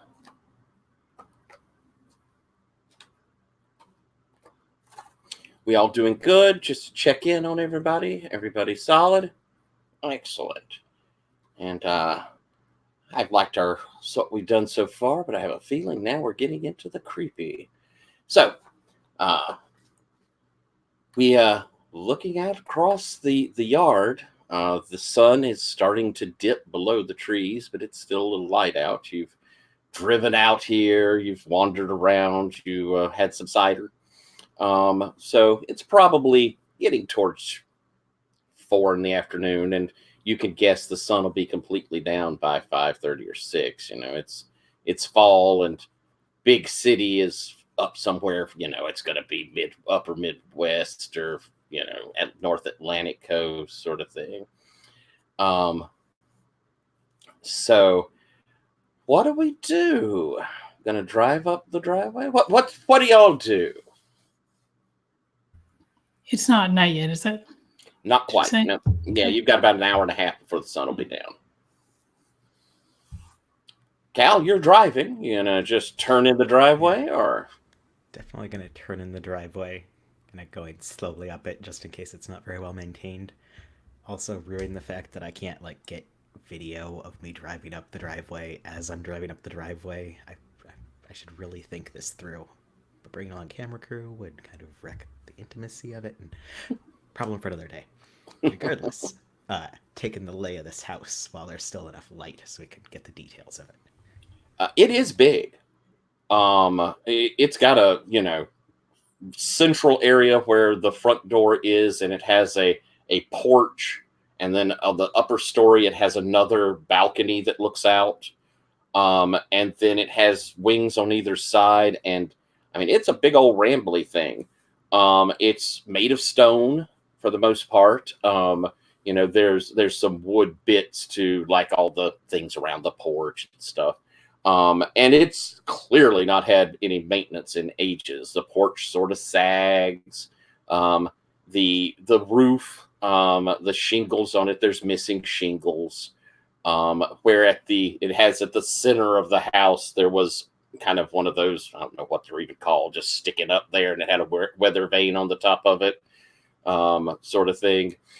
But the weather vane, 2-story, 3-story, 4-story, 2-story plus big peaks. So you imagine that each wing has an attic, and then that central area would have had an attic as well. It's looking at it, it's remarkable that someone would ever build houses this kind of big, because it's just so impractical to have kept it warm or whatever.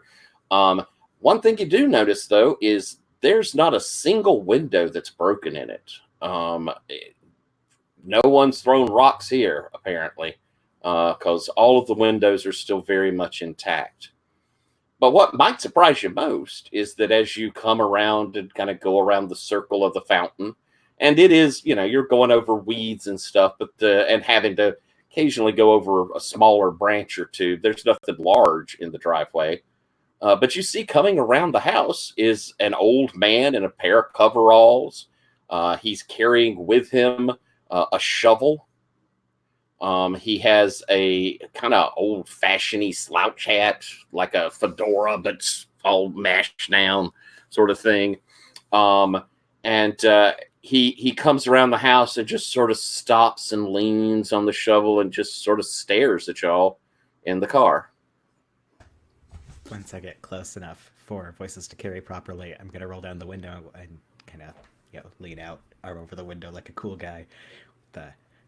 Oh, hello, they didn't tell us to expect anyone here. What business you got here?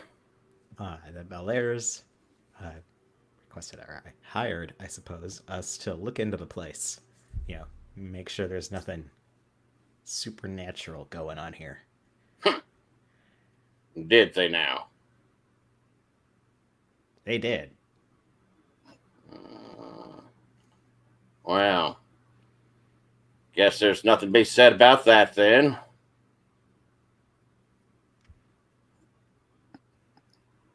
I would like to read his mind. because that's the thing I can do. All right. Cal was just cutting over to Simon like he's clearly your variety. I think this one's going to require a roll, because he's not giving. Honestly, you've encountered. I don't know if you've ever encountered someone who you get zero surface thoughts off of. I mean, you're not getting a thing from this guy. Mm-hmm. Not even emotionally. From your emotion sense, there's this kind of simmery anger. I mean, don't tell me if you want me to roll. Yeah. Let's see. Your empathy, does it have a roll? It does. Okay, let's go ahead and have you give that. You might get a little more. Okay. He's not thinking anything.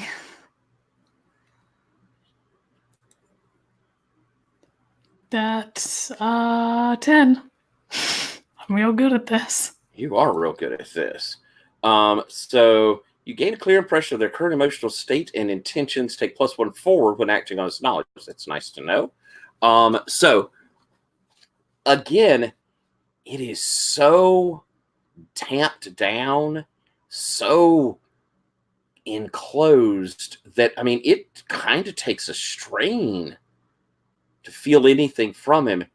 And what you feel is this, there's anger, but underneath it, there's like this sucking want. Like there's something inside of him that he desperately wants filled. Simon like reaches down into some opens the glove compartment of the car and like takes out his gun and puts it on his lap. Guys just continue to stare at you, leaning on that shovel. Cal shoots you an already sort of look because that is So I think Elliot's gonna get out of the car and not get He's probably gonna eat you. Probably. Not gonna get super close to him, but like how far from the car is he? He came around the corner of the house, so he's easy, 40 or 50 feet away. Y'all have been kind of speaking loudly across at each other. Okay, Elliot will get out of the car and close about half that distance. He'll leave about 20 feet in, enough to where you can speak in kind of a more normal voice, but not super close. And introduce himself and say, my name's Elliot. Who might you be? I take care of the place, ignoring the fact that it clearly does not look well taken care of.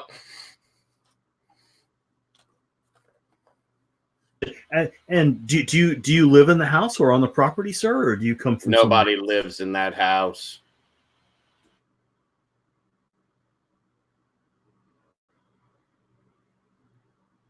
He just stares at you.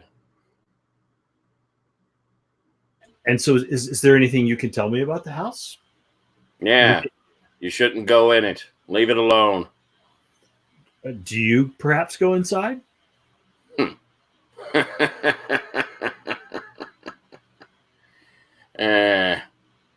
Not if I can help it. Well, thank you, sir. You've been a great help. And Elliot will turn and go back to the car and... Don't say I didn't warn you. And he'll turn around and pick up his shovel. You kind of hear that sound of the shovel passing back through the dirt where he'd leaned into it enough for it to sink.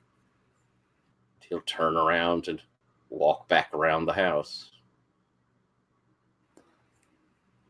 I think Simon has leaned forward a little bit and is watching that exchange a little more closely than he would otherwise. Think you're going to a move, investigate, or is it read a bad situation, perhaps? Yeah, that sounds good. Alrighty. Why don't we have you roll sharp as you're looking this over? And I can read his thoughts while doing that, if that would help, or if you think I get more from actually. I don't think you need to read his thoughts, but you are getting to work with that +1 you got off that 10. Gotcha. And that is just a +1 forward once or ongoing? I believe it's +1 on acting on what you kind of learned from him, wasn't it? Let's see, what's it say there? Take +1 forward when acting on this knowledge. And so you're kind of going off of, reading. It's still a continuation a little bit of you trying to keep some emotional link, looking him over as he's leaving, and how he clearly doesn't give two fucks if y'all go walking in or that sort of thing. So that is a total of 6, but I'll use my luck. Why not? Nice. Yeah, when will you need that? Taking you up to the 10 plus result, a 12, but a 10 plus result. So you're going to get to hold 3. And I'm going to give you a bit for free that as he goes around that the corner of the house, you catch one last little emotion that's different. You catch a sort of malicious amusement. Okay, that fits. So, any question you'd like to ask there? Or you can hold as well. I'll hold. Okay, you have 3 hold, having to do with kind of him and stuff with the, kind of stuff with the caretaker of the house and what he might have been feeding you out there. Okay, if it's that specifically, then I might ask a couple now. Okay. As he kind of turns the corner, what's the biggest threat? I guess that I can see from the outside. As you or having to do with him. Or having to do with him. As you are watching him, you kind of flick your eyes up just a little bit, and you see in one of those second-story windows at that corner that he goes around, you see the kind of raggedy curtains that are behind it shift like they're closing. But you would have swore you saw an old woman's face. But if it was drawn, almost skeletal looking. Just kind of under his breath. Fucking told you, ghosts.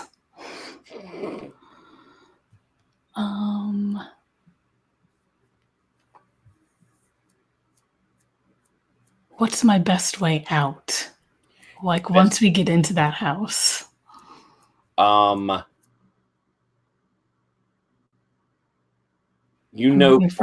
windows or for absolute sure, something, just intuition, your basic little danger spidey sense. But once you go through that front door, you won't be coming out the front door. You'll need to find a different way than that. And you're kind of feeling like it'll have to be, rather than breaking one of these windows, it's probably like the back door. Or Kaye's kind of goes up and you see where on that balcony above the front door, there is a set of French doors that lead into the second story. Okay.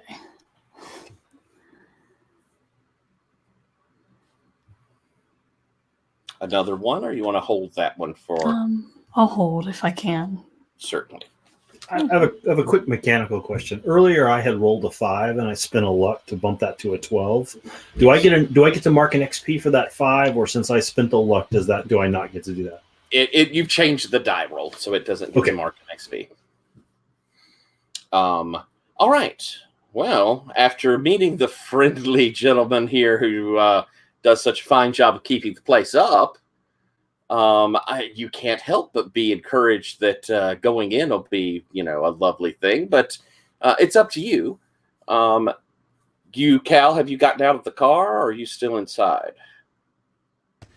I'm probably parking the car as Simon is doing his weird Simon shit, and then we'll be getting out of the car and walking around to the trunk to retrieve my stuff. Okay. As you get out of the car, you're, having come around the circular driveway, you're there closest to the fountain as you step out and move towards the back. This looks to be, as I said, some sort of angel with an urn pouring water down. But as you pass, that stagnant, mold and slime-covered water there, something in it moves. You hear the sort of splash. Probably a frog, maybe. Awful cold for a frog, though. I mean, it's, a little late for frogs to be around. I'm gonna go look into the fountain. Oh, you certainly should do that. How far do you lean into the fountain? Precarious amount. I mean, I'm not sure how big this fountain is, but I am definitely doing the full committed lane, not the super cautious lane. Do you think this might be a what could go wrong moment? It might indeed, because I'm definitely not hedging my bets if this fountain is full of creepy, spooky stuff. Then why don't you roll that? Oh, I don't have to roll that. I just hold 2. Oh, Mr. Fancy. All right. I am excellent at not hedging my bets. As you kind of lean, and it's got a lip around it, and you've kind of leaned out into it, and the water is so dark and covered with goop that you can't really see a bottom to this fountain. But kind of leaning out to it, your hands on this slime, it's hard to hold on to, but it gets much harder as a hand reaches up from the fountain and grabs hold of yours, or at least certainly tries to grab hold of yours. What are you going to do? Are you going to allow it to grab hold of yours? I am going to try not to be grabbed by it. Noticing I assume it, that's like acting under pressure or something. It will be acting under pressure, and that will be with your cool. You notice the nails on it are blackened, and there's slime that seems to be dripping from it. And it is underneath that slime, pale white. Well, I'm going to use one of my hold to add 2 to my act under pressure roll. Excellent. Because I'm apparently used to doing this kind of shit. And that's also super gross.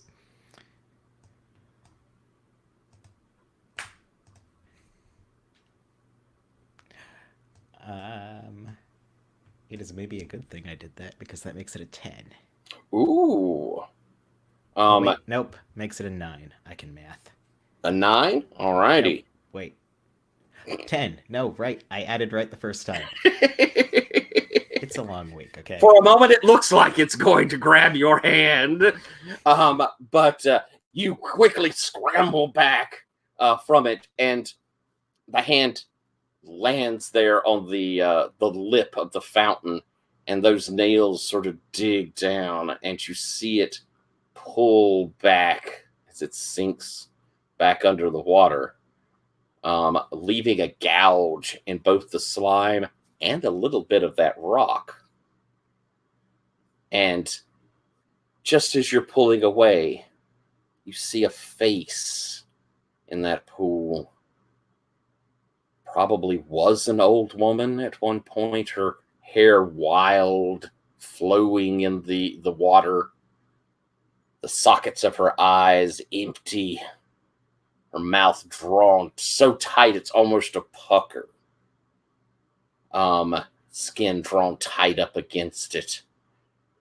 And the faintest of bubbles, not like full, blah, blah, blah, blah, just a couple of little bubbles.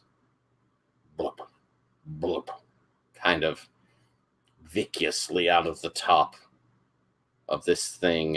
And the smell that hits you, it's musty. Despite coming from this water, it smells of dust and age. For the hand and the face sink back into the blackness. So I doubt it would actually inflict one harm, but could I use one of my hold to like toss a rock in and disturb the face, because that means it can't get us? That's Absolutely. just ghost science. Absolutely. Absolutely, yes. Let's have you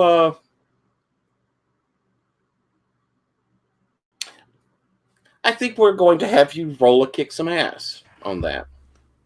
Oh my goodness. So rolling with tough.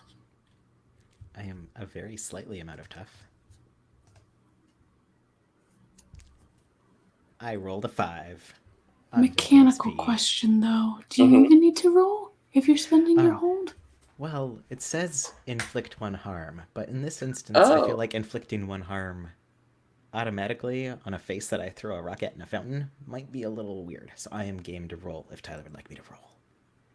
I use my hold merely to throw a rock at it before it leaves. Because it's inflict plus one more harm, right? It's inflict plus one harm. Oh, true. Yeah, inflict plus one harm. Right. So as you chunk this down towards it, you rolled a 5, you say? Yes, I did. Oh. And All I right. could use luck, but I kind of want to keep that 5. Probably a good idea.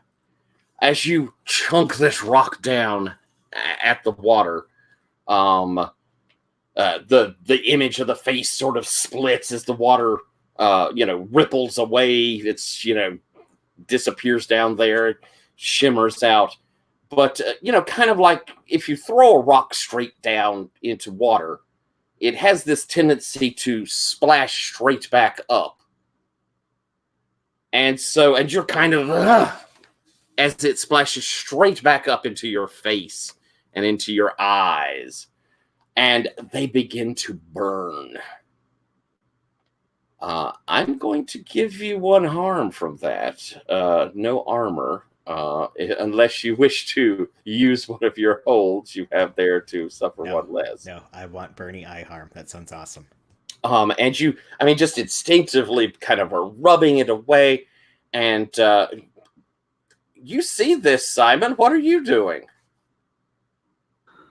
I didn't see the actual face. No, but you... So as far as I'm concerned, he threw a rock into the fountain and got splashed. I think I'm climbing out of the car at this point, though, just because I'm, like, the only one still here. Do you go over to Cal? You see him rubbing. Yeah, like, with no particular sense of urgency on my part, unless he's, like, screaming. Yeah, screaming? Making any noise. Probably an undignified yelp as the hand reached out, but, not a lot of screaming. As you get over there, and Cal's kind of wiped this way and is blinking, around his eyes is where he's rubbed. It's red. But in the eye, you can see these almost like the veins in your eye, where they normally can get quite red. These are dark. Like whatever rubbed into it has stained his eyes there. Cal is muttering some very unwholesome profanity as he rubs at his eyes. And Simon just like reaches out and like takes your head in one of his hands and like looks like sunglasses down like a little bit, so it's like eye to eye, and like I feel like this is kind of a move. Investigate a mystery, maybe? Okay, yeah. I would even allow you... Or I can give you gnarly eye scars. Or I could even, I don't know, if there's something on your read a bad situation with that one hold you have already left, you could spend it to investigate this situation, or you can investigate a mystery on this. Yeah, there is actually. What's the best way to protect the victims? You need to wash his eyes out immediately. You can sense there's something residual and spiritual that is trying to change Cal's eyes. I think in this moment I like turn and speak to Elliot's twin just because he's closer. And say just like go get me a water bottle from the car or something. Ooh. I like that. I think that Cal, maybe you're the only one who's, well, Elliot, you might be pretty surprised by this as well. Kind of flying out of the backseat window, a water bottle comes just flinging.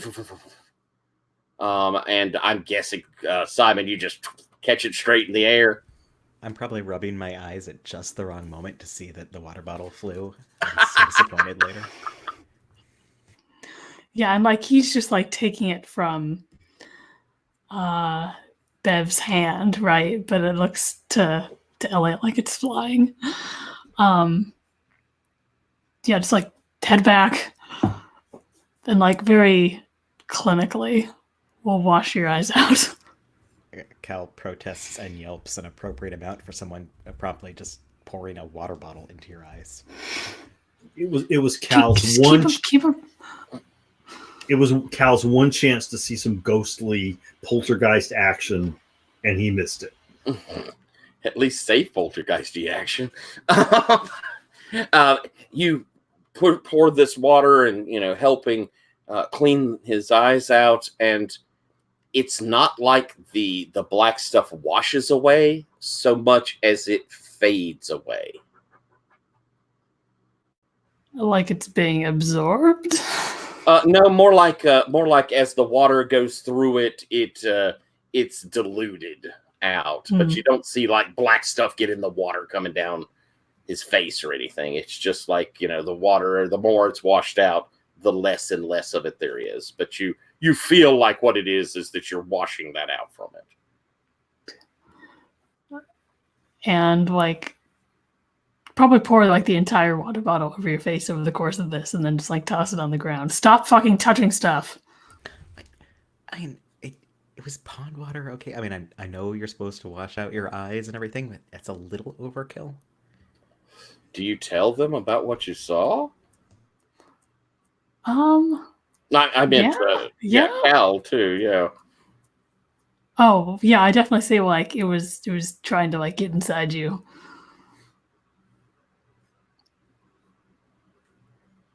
I told you this place is haunted. Cal's eyes cut over to the fountain, which has gouges from a hand now. Yeah, this place is definitely haunted. And Cal is going to head back toward the trunk like he's going to continue on his path of getting the stuff and going inside, undeterred. And Simon, like, lights up another cigarette and just, like, stares at the house and just says, like, to himself. Or maybe to Bev. I don't want to die.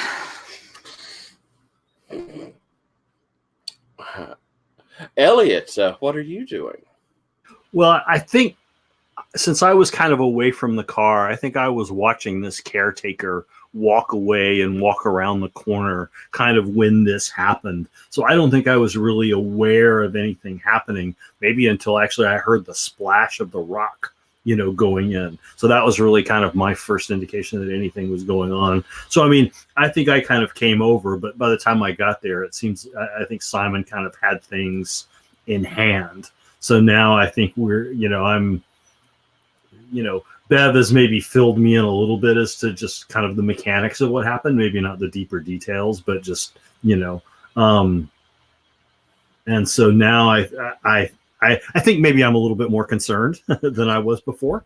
And I think I was going to suggest we take a quick circle around the house, just kind of looking it over, not take I mean, it is a big house, but this is probably 10 or 15 minutes to walk around it. Oh yeah. Just to kind of circle it, get an idea of what the entrance and egress points, would be, and just see if there's anything weird about it. And then we can talk about heading in. That would be my suggestion. Yeah, can we make it kind of quick though? I mean, my sweater is soaked and it's kind of October out here. Yeah, so it doesn't matter. Like, we see those doors. It's not how you're getting out. With that comment from Simon, do we choose to make a quick circuit around, or? All right, if we do, we walk around the corner same way that the caretaker went. You see no sign of him as you get around the corner. And that was partially what I was also looking for, is to see if we could determine where he went. And as you come around there, you see that they probably had ornamental like flower bed and some bushes, but everything's so overgrown, and there's a bunch of, like, the flower bed is just full of weeds and crap. The house goes back quite a distance here on the side. It goes back a good 60 feet. And so you make it back around, and looking into the backyard, it was quite large. I mean, almost like easily 50-yard of a backyard. So really big. There once was a pool here that it's been drained. It's drained now. But you can see that several strains of various viney type plants have taken up residence inside of it. So the whole bowl of it has, like, all of these vines and the last bits of dark leaves on them. Further back, you can see where there was a little house where they mentioned about the butler and the maid. But you see that a tree limb from one of the trees has crashed down into the roof of it, and it's really badly smashed down. There is the gardener's shed that you could see off to the side, where once they had kind of a very small formal garden, probably an imitation of a European formal garden with a little path through it. But all the stones of it have been kind of cracked, and all the weeds that have come up on it. And just beyond it, you could see that gardener's shed, which is also kind of just covered with all these vines, but still seems intact there. You could get into it if you hack through a bunch of vines. But it is not where the caretaker went, because it has not been used. He certainly doesn't seem to have, because, like I say, there's vines covering everything. You can barely even see where it had like a double door thing, to like a garage type door that you could go in. That's completely covered with vines. It hadn't been opened in ages. And you kind of think that it would be hard for someone to have made it all the way down 50 yards in the little bit of time it's taken, unless they really were running, and this guy did not look like he was a sprinter. But you don't see him. There is a kind of lanai to the back of this, between the house and the pool, that has flagstones on it and has a couple of levels, and there's a little stone wall that goes around the closest to the house. Again, covered in weeds and vines. And you could see that there is a set of French doors there that would have come out of the house to come to it. And as you kind of walk by looking in, it's dark inside, but in the fading light, you could still see within it. The furniture, the windows are dirty enough that they're kind of blurry and almost ghostly themselves looking in through the window. If you get close enough and look in there, you could see that in this room, at least, it probably was like a sun parlor. The furniture's pretty, but everything's covered in dust. And it has that look of, a sun room. So there's like lounges and that sort of thing. And did Simon mention to us what he heard about after we go in through the front door, we have to come out some other way? Do the rest of us know that? Oh yeah, that's what I mentioned. Like right before we left, like we don't need to walk around. It doesn't matter. Well, I mean, perhaps we might want to go in the back door. It's a thought. But continuing on around, you could go past windows. The curtains are all drawn, so even if you get up close, it's very hard to see. It's dark inside, so it's really hard to see anything through the windows there. And you get around, it's quite a little trek all the way around to the other corner of the house. This is where probably the kitchens are, because there's another door that comes off over there. And you see where there was a paved area that probably where they would put their trash or their crap, and something would come up, pick it up, and be able to take it out. But now it's not like there's trash cans. There's nothing there. And the driveway itself, the little paved path that comes here, is completely overgrown with these briars that probably were rose bushes at one point, but it's not like you even see dead blooms. It's just those dark green leaves and thorns that pretty much completely covered the space of that drive. And the entire property has a stone fence around it with, half stone, and then it has the wrought iron that goes up that ended spikes. You can, if you wish, kind of edge around and avoid most of the thorns by keeping close to the fence, and you make your way up that side and come back to the front yard.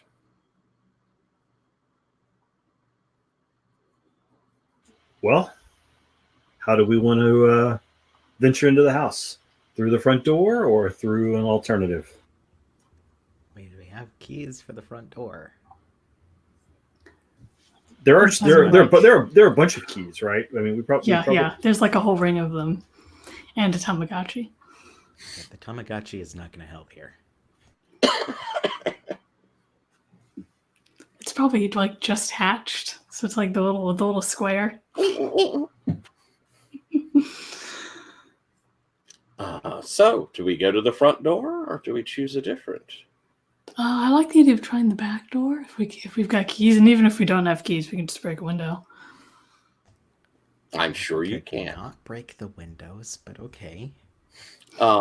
You come up, and after fumbling through a couple of the keys, you do find one that fits the back door, or this lanai door, and you pull them open. The smell that hits you is of musty, disused, kind of a moldy smell. And I suppose you, Simon, see, and Elliot, you definitely hear as Bev goes, "Don't go in." And, you could see him there, Simon, like kind of holding on to the back of Elliot's shirt, sweater, coat. And Elliot, you could kind of feel that pull. Something terrible is in there. Yeah, no shit. David, you're muted. Bev, we just, we have to go in. We'll deal with what we find. All right, who's first through the doors? I'm happy to go first. Oh, okay. Cal, it doesn't matter. Either one. All right. You could go first if you want. I would gallantly defer, but I will lead on then. All right. As you head in, entering into this sunroom, as I say, the furniture there is, it's the sort of thing people would lounge in to catch a bit of rays through the glass. You can see that there's some tables set up with their chairs. There's also a cart that has the dusty remains of several crystal decanters with at least a little bit of liquid still in them. There are several doors going off of this, but the primary largest one is heading almost directly back into the house towards the front. And it's a 2-door set that have windows on them and have a set of ratty-looking curtains. Everything is in fairly good shape. It's remarkable how, it's not like there's much rot here. It is very dusty, but you immediately begin hearing, as soon as you walk in, tick tock, tick tock, tick tock. And looking around, there are easily a dozen different clocks in this room. They are mostly wall clocks, but they are beautiful wall clocks. Several of them have kind of sun motifs to them. A couple of them have watery motifs to them, but they're all ticking away. And as you look at them, the time shows you that it is now 5:30 or nearly 5:30. So I think we need to find this large grandfather clock that the clockmaker was telling me about. So I think that's likely to be in a prominent space, like a foyer or kind of a primary room. So I think we move farther into the house. All right, and you're heading straight on ahead there, then, Elliot.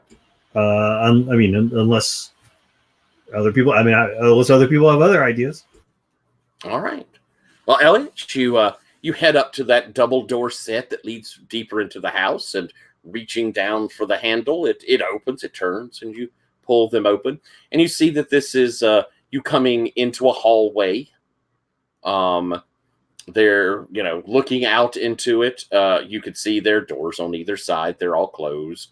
But the hallway continues straight forward to where you can, way in the distance, good 80 feet or so.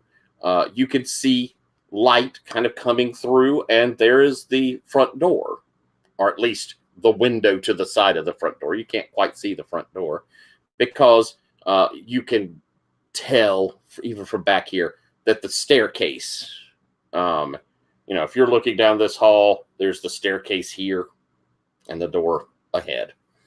And as you step through, that smell of must and mold, it completely disappears. I mean, you could smell fresh bread. You're pretty sure you also smell a cigar and some coffee. And the carpets look perfect. There's not a scratch or a touch of dust. And at the end of that hallway towards the front door, you see a man. He's dressed pretty old-fashioned. It's a classic suit, but it's in that style of the 50s. And you see that he's got a hat in his hand, and he's looking back up the stairs, you think, and he's going, "Well, it's time for me to be going. You are keeping me waiting, Zobelia. Hurry along now." Simon. Well, actually, Cal, I imagined you were quickly on Elliot's heels coming in.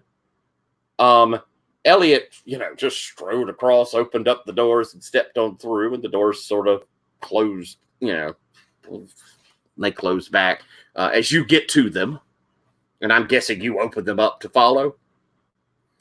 Inside, Of course. as you open it up, the smell of that dust and mustiness continues to hit your senses.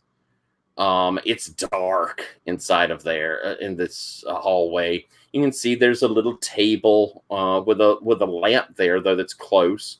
You also could see way off in the distance with all the dust boats, the dying light coming in through the windows at the front door. But you certainly do not see Elliot. I go look around like, Elliot? Elliot? Have to, like, check the lamp. Maybe there's something... I mean, it could be electric, or I guess I could make a spark or something. It is Light it. electric. Then I will light the lamp and continue to look for Elliot, because he can't have disappeared. That's not how houses work. You click it on, and the surprise is that the bulb doesn't explode, and it still has electricity. Yay! It seems hard to believe, but yes, it clicks on. It's one of those that has like a ball up top and a ball on the bottom, and so the first click lights the ball on the bottom, and you see that kind of etched into it is this scene of looks. You've heard enough about it. It is King Saul looking wise upon a throne. And as you do the second click, the top one lights up as well, in which you can see the specter of was it specter of Saul? Wasn't that it? Samuel. The specter of Samuel. Yes. They're sort of looking. I suppose the word is awestruck down towards the king. And the light it gives off is kind of a faint pinkish. But here in the light, definitely no Elliot, and not hearing anything from your calls. Simon, what are you doing? Or yeah, Simon, what are you doing? Did I see the man or You come the out, and lights? as you come, none of that. Okay. Yeah, I'm still getting like a bad feeling though. So like pulling my gun out from like where I like tucked it into the back of my pants, and just like I think following behind Cal, and then yeah, like when Elliot apparently just vanishes into the dark. Is Bev still there? You don't see Bev either. Fuck. You do hear, however, the constant and all around you ticking of the clocks, and there are clocks on the wall all around. Yeah, and it sounds just like approaching death. So do you head down the hallway? There's really, you've come out at the end of it. Are you checking doors along the way, or are you heading straight to the front? Cal, I think you're in the lead. Wait, is Simon still with me? Yeah. Oh, exciting. Okay. Crap. Apologies. But weird sound stuff going. Okay. Anyway, can I pick up this pink lamp? Well, it Or has is it like a stationary sort of one? You can pick it up, but it does have a cord going into the wall. Okay. I was not entirely sure if it was a plugged-in sort or if it was like a battery sort of. No, it's plugged in. It's got a really old, one of those old-fashioned, really big cords, and they got like a gold kind of looking plug to go in. A fancy plug, yes. Well, gonna adjust my fireman's axe over my shoulder, because you never know in one of these old houses. It's good to be prepared in case something falls in on you. So They're like, well, Elliot can't have gotten too far, so this way. And I'm just going to pick a direction and head off. I think Simon like half opens his mouth to say something, and then like you're already gone. Trying to keep up with him, Simon? Not at first, but then like he turns a corner and I can't see him anymore, and then I'm hurrying. Oh, all right. Okay. Then so as you, Cal, get to the kind of where the staircase comes down at the end of this hall, and you kind of go around the corner of it, you can see the front foyer. It's very nice. There are several grandfather clocks in here ticking away. None of them are that, when Elliot described this supposedly enormous clock, none of them are that big. But as you come around the corner, you kind of looking around, looking for Elliot. You do see movement up on the landing of the stairs up to the second story. And as you kind of look up, you just catch the last kind of that movement heading back out of your field of view down whatever hall's off the stairway up there. What do you do?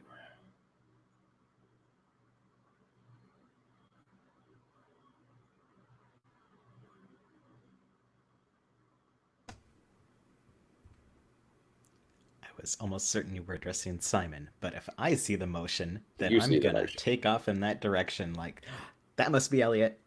All right, you Found go him, Simon. That was quick. Let's go. running up the stairs, perhaps calling Elliot's name, perhaps not. But you run up the landing.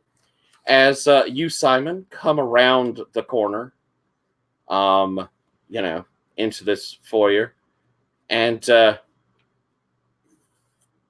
something's wrong here. The place smells of wood smoke, and it's dim, but you can see that several candelabras are lit on tables there. And as you are, getting into the room, you see a young lady, probably, 15, 16, coming in carrying a little 3 candelabra. Miss, I didn't hear you knock. Or, sorry, sir, I didn't hear you knock. Can I help you? And like looking at her, she's dressed in like 50s something. She's dressed, you would swear, like late 1800s. Oh.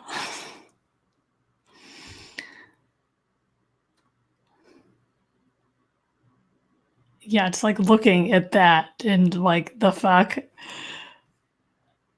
And then like trying to remember this woman's name that we're here to and I just can't. And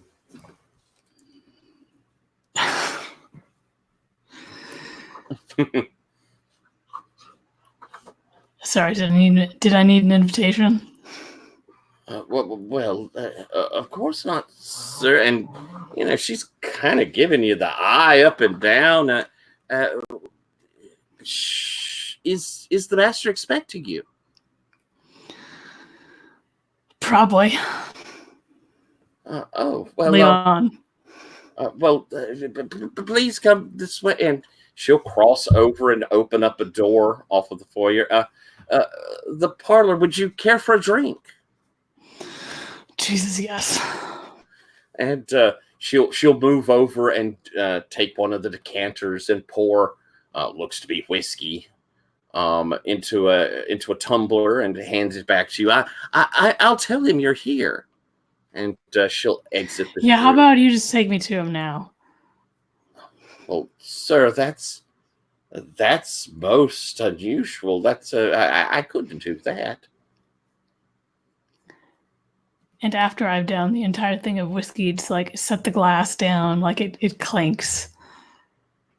Yeah, you can. I'm going to switch over real quick to Elliot. Elliot, you see this man down at the end of the hallway, yelling up the stairs. Come on, Turtle! You are holding me up.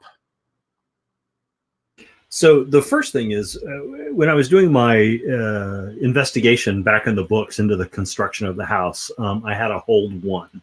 Yes, so the first thing I'd like to do is just kind of like, as this is happening, let this wash over me and ask, what is being concealed here? Kind of more, not specifically about this scene, but kind of about the situation as a whole. You have this feeling kind of like you're watching a film. Kind of like you're seeing something that's been recorded. That's the impression you get. And this man, he's clearly impatient, and he'll turn looking directly at you as he walks over to some table that's there and picks up the mail, but does not seem to see you one bit. So I will he's down at the end of the hall, right? And I'm at the other end. So I will move farther down the hall to get closer. Now, one of the moves I picked was monster empathy. When you try to work out what a supernatural creature desires, roll plus charm, spend your hold to ask the following questions. Do I feel like that this is actually a monster that I can use this move on? Or is this literally like I'm watching a film and there's going to be no interaction with me at all? This man is not a monster that you could interact with, but what's happening and causing him to be there is, if you want to kind of open it up to that. You can feel some sort of presence and pressure like all around you. Okay. So yeah, I would like to kind of like open myself up to this pressure and try to use this empathy move to determine, the questions I can potentially ask are, what does it most desire? What would it accept as good enough? And what would distract it? So those are the types of questions I can ask. Alrighty, roll away. That's with charm. Yes.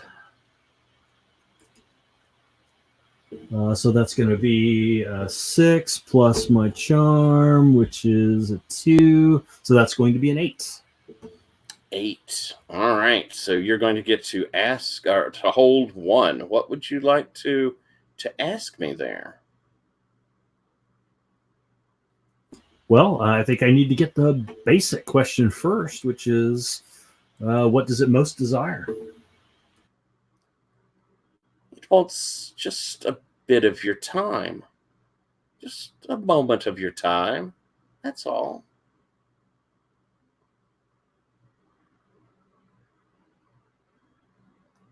So yeah, I think I will move farther into this tableau that's going on to watch it some more and see if I can understand it. All right. As you kind of move in there again, you move past the man and he still ignores you, but you can see he's gotten sufficiently impatient that he picks up his coat. Fine. If you don't wish to go into town, then I won't be taking you. Stay here. And as he turns around and stomps towards the door, you are such a disappointment. Your mother would be so embarrassed. And he reaches for the door. And as he does, as he touches it, this scene sort of blanks out. We'll come back to you in a moment. Cal, you've run up the stairs and reached the second floor landing.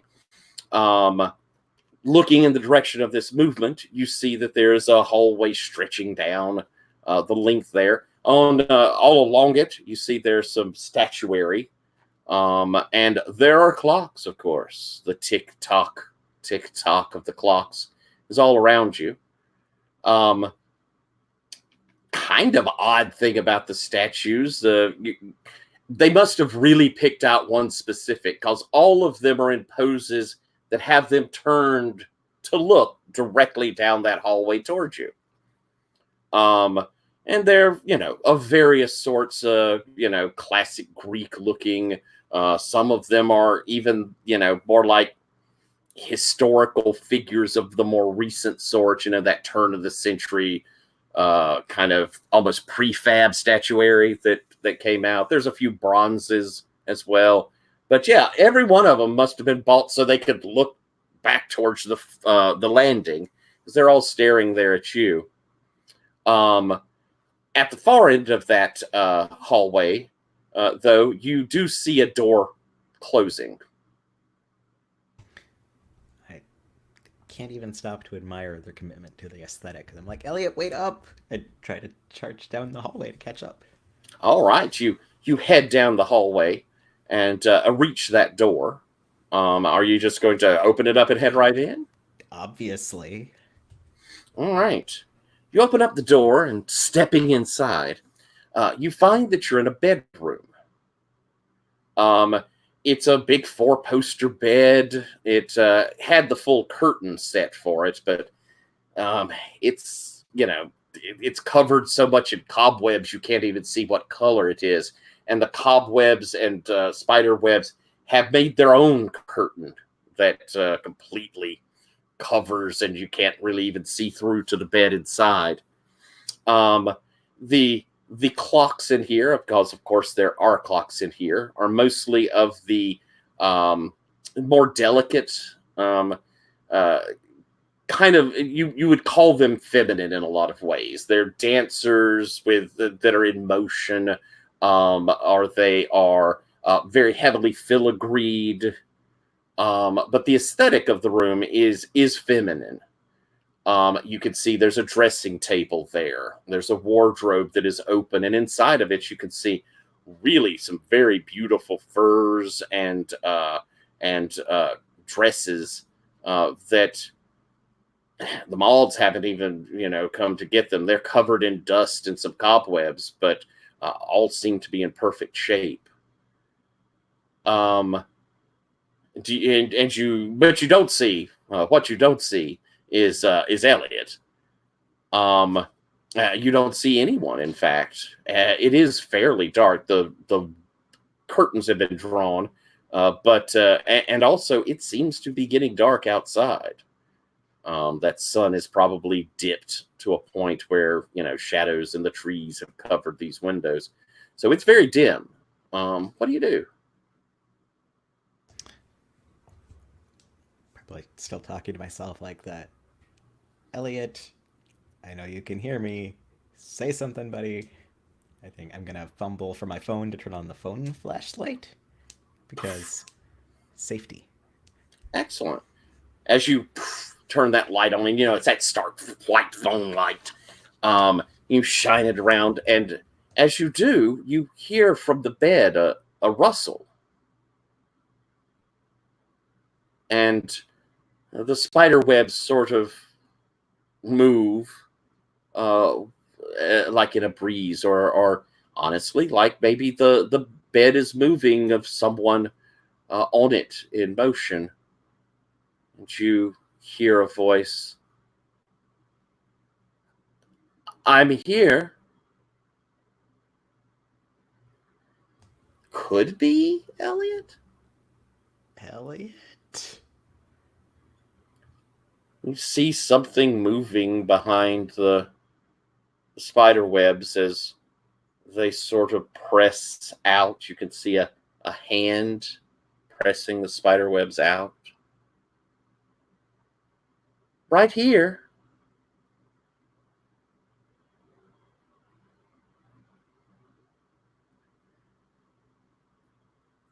If you stand there a moment longer. I'm looking at moves like, I've got a lot about making bad decisions. So yeah, I'm gonna reach out for that hand. Like, Elliot, come on. We've been chasing you all over this house. As you reach Stop out for the hanging out in hand, bed. the hand reaches out towards you. Is there a move you're attempting to trigger at this moment, or Probably what could go wrong again because I'm doing really bad choices. But I kind of agree. So why don't we go ahead and have you roll that? I Oh, don't you have don't to roll roll it. You that. just have it. Yes. Yeah. All right. So as your hand reaches to where this hand is coming through the spider webs, it penetrates the spider webs. They, the cobwebs pull, get pushed aside, rip. But that's not Elliot's hand. It's covered in fine black hairs all over it. The nails have almost like little claws to it. And as it stretches out further, you can see that it's almost chitinous, this hairy arm. And as it pushes aside the cobwebs and touches your hand, you see this face come out through the hole. Multiple eyes, mandibles to either side. But the mouth underneath is that old woman pursed mouth. And how did you make lack of mandibles the scariest part of this? as she goes, "Come here, my boy," and begins pushing out of these spider webs and pulling at your arm. I'm gonna try to chop that arm with my fireman's axe so it has to let go of me. Excellent. Why don't that we is a spider. Let's have you kick some ass. Can I kick an ass? I rolled an 8. What does that mean on this? All right. So on an 8, you're going to inflict harm on each other. Well, I can use one of my hold to reduce my harm suffered by 1. All right. And how much damage do you do with that axe? 3 messy. Ooh, 3 and messy. As it chops down, and you can hear the sort of crunch of it going through that chitin, and as it splits through, this black goop flies from the stub, but the hand that had grabbed you with its little, pick over clawy thing, still its fingers work its way up your arm. And as it claws its way up towards you, you're going to take 2, but you can reduce it to 1. But you can feel it as though you could feel yourself growing like stiff in your joints slightly. And you would swear you've never noticed your knee kind of aching like it does.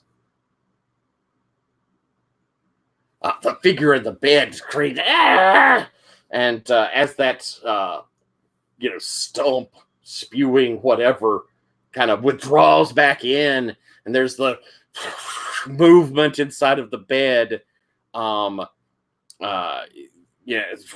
spider webs just sort of out, and you see where they've been ripped. You could see the bed within just covered in little spiders as they crawl around. And that arm clawing its way up sort of dissolves into spiders as well that are now crawling on your arm. I am going to wipe spiders as desperately as I can because I want less spiders on me.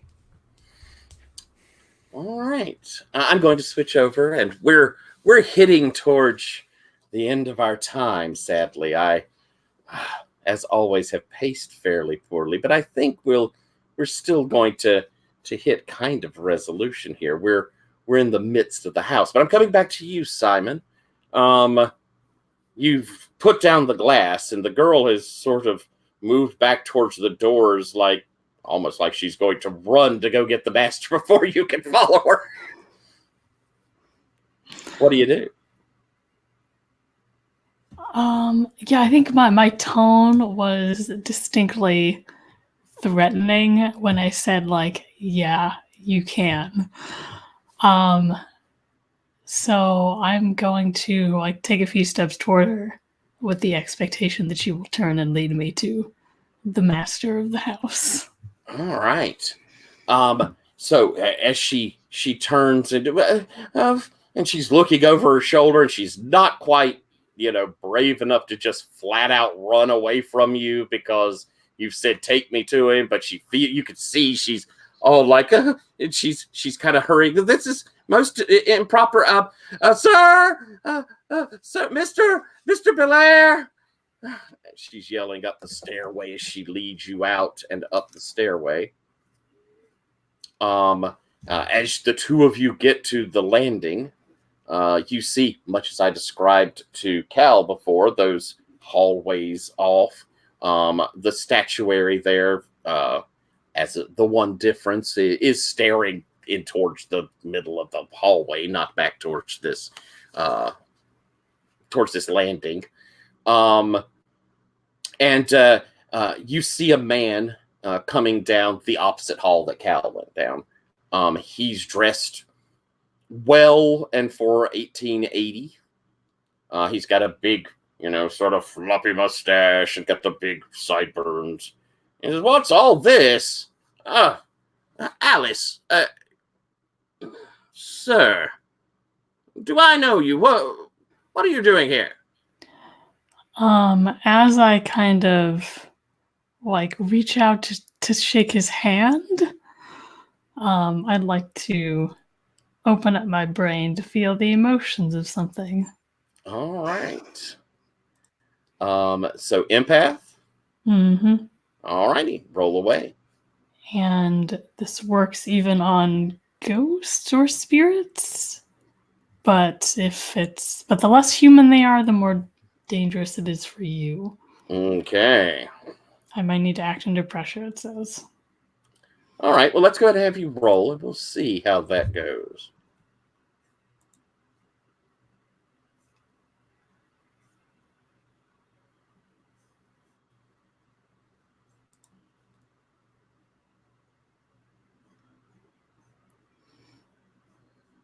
I'm rolling too well. That's a 10. Ooh, very nice. So you're going to get a clear impression, and you're going to get a +1 forward on that knowledge. Again, Can I spend a luck to bring that up to a 12, or? Let's see. Do you get bonus on 12? No. I just want to spend all my luck so bad things will happen. You may have a moment here in a second, because as you reach out for his hand, again, you're not getting anything off of him, but you could feel like this whole house around you hungering, trying to draw something from you. And as he reaches out, his eyes sort of sink back. His mouth begins to purse. "Happy to meet you," he says as he grabs your hand. You begin to feel as though, something being pulled from you. What do you do? I have my gun. You're going to be shooting him? Yeah, like as I'm trying to pull away, and he's like I feel like he's got like a death grip on my hand at this point. So like gun and bring it up like directly into his face. And fire, or are you just threatening? No, I'm going to fire. Oh, good show. Probably like 3 times. All right. I don't think our tension here is for your kick some ass.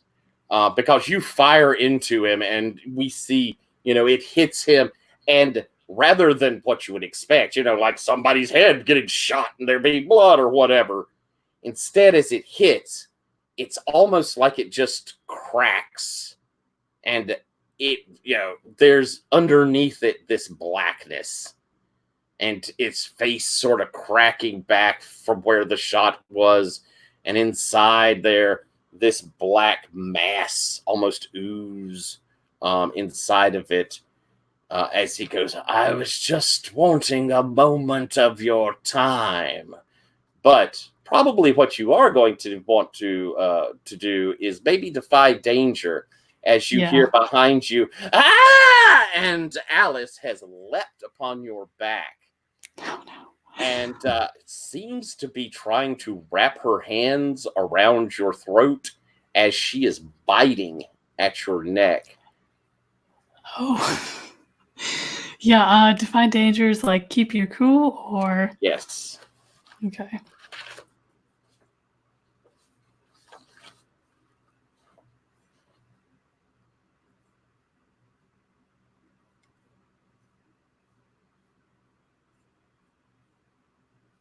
And that is sharp or tough? Or cool? It's cool. It's awful cool. Okay, then that is a 7. I'll spend my luck. Oh, I'm going to spend your luck. All right. Taking it on up to the 10. Do you throw her off of you, or what? You're going to be able to get away from her? How does that look?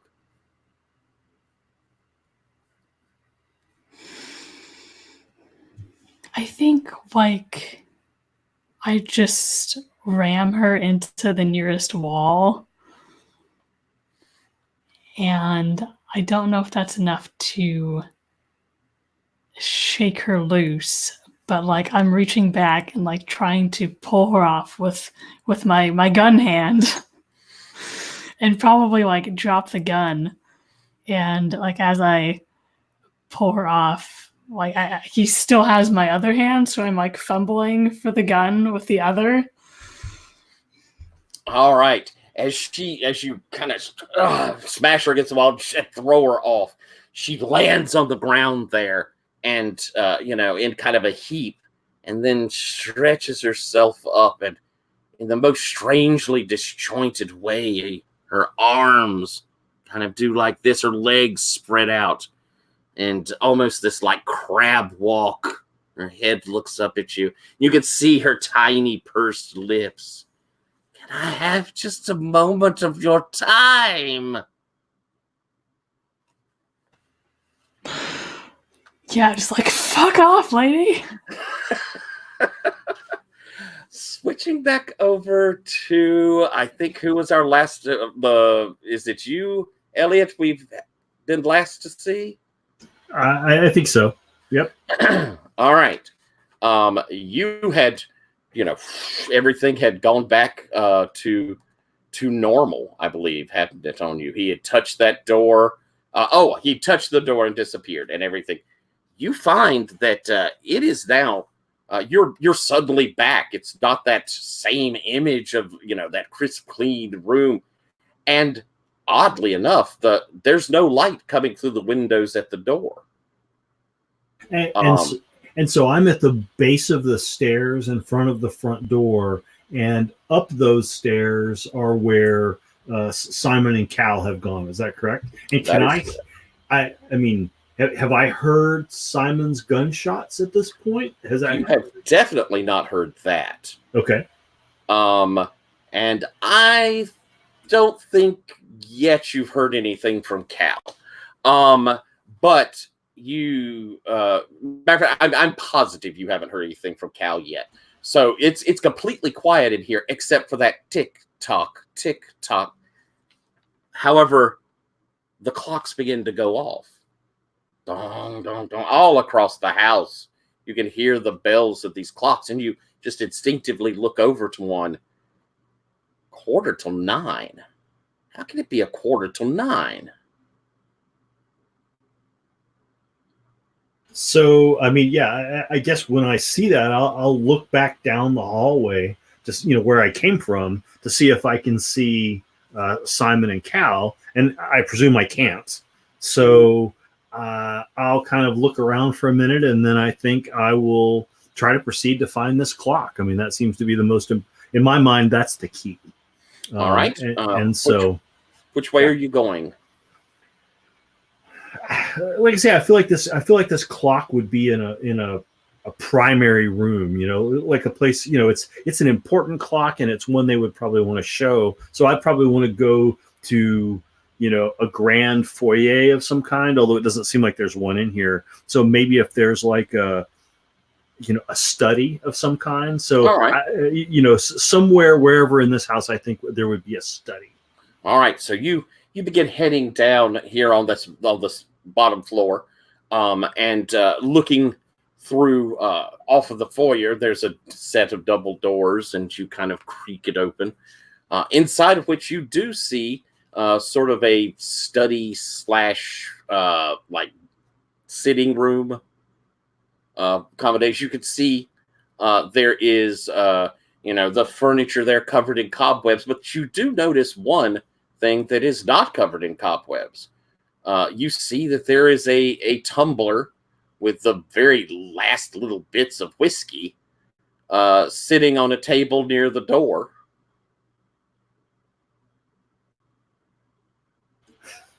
So I will, I think, go over to it and probably pick it up and sniff it, to like see if it really is whiskey.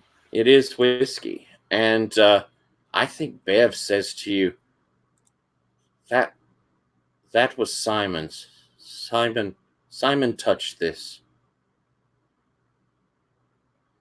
Bev, where is Simon now? I think we're going to have you roll a let's see here on the fudge. Let's have you roll a read a bad situation.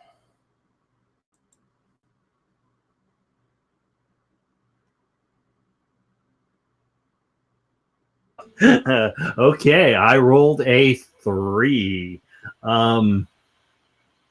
Yeah, let's stick with that for now. Let's see what happens. All right. You hear Bev say, up the stairs some time ago. Don't go up there. Don't do it. Let's just leave. I'll say to Bev, I'll say, Simon is our friend. We have to go to Simon. And so, yeah, I think I will turn and head up the stairs. You head up the stairs. As you do, get to that landing, kind of looking down the hallway, you see a set of statuary. Oddly enough, they're all turned away from you. Looking down the hallway, the other hallway, you can see, looking down it, you can see this magnificent, huge grandfather clock. Tick tock, tick tock. So I think, since I'm not aware that Simon is in any immediate danger, I mean, like, I just know that this is where Simon was. I think I'm going to turn and go to the clock. All right. You begin heading down that hallway, passing closed doors, until you're maybe 10 feet from it. As you approach, it begins to ring, and you see that it is reached 9 o'clock. How 15 minutes has passed, you can hardly imagine. It's almost like it's playing tricks on you.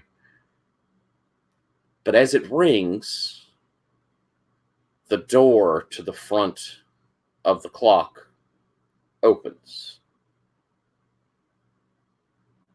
And Bev behind you, run. You should run. Don't go near it. What do you do?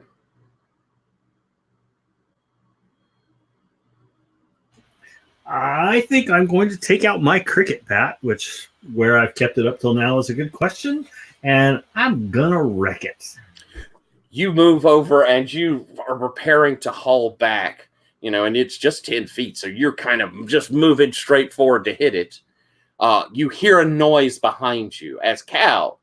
I believe you were getting out of that room, weren't you? Is that not what you'd... Yeah, screaming and leaving were both happening at about the same time. You hear this screaming of Cal as you look back down, kind of just over your shoulder as you're coming in, and you see Cal way across the landing and down that hallway, come running out of a door. Cal, you notice all the statues are staring at you. As Bev says to you, "Oh no!" And you kind of rip your attention from back to the clock, and it's a big clock, but it's still only like that wide and all. Climbing out of that door, you see this figure wrapped all in black, like a black dress, maybe a dress even of mourning. Her hair wild, lips pursed, eyes gone black, just black sunken slots of... Maybe it was Zobelia at one time. You saw a picture of her. And she is stepping out of this clock, moving up to you. Good thing I have a cricket bat all ready to go, because I'm gonna kick some ass. I'm gonna wreck somebody. Why don't you go ahead and roll that kick some ass?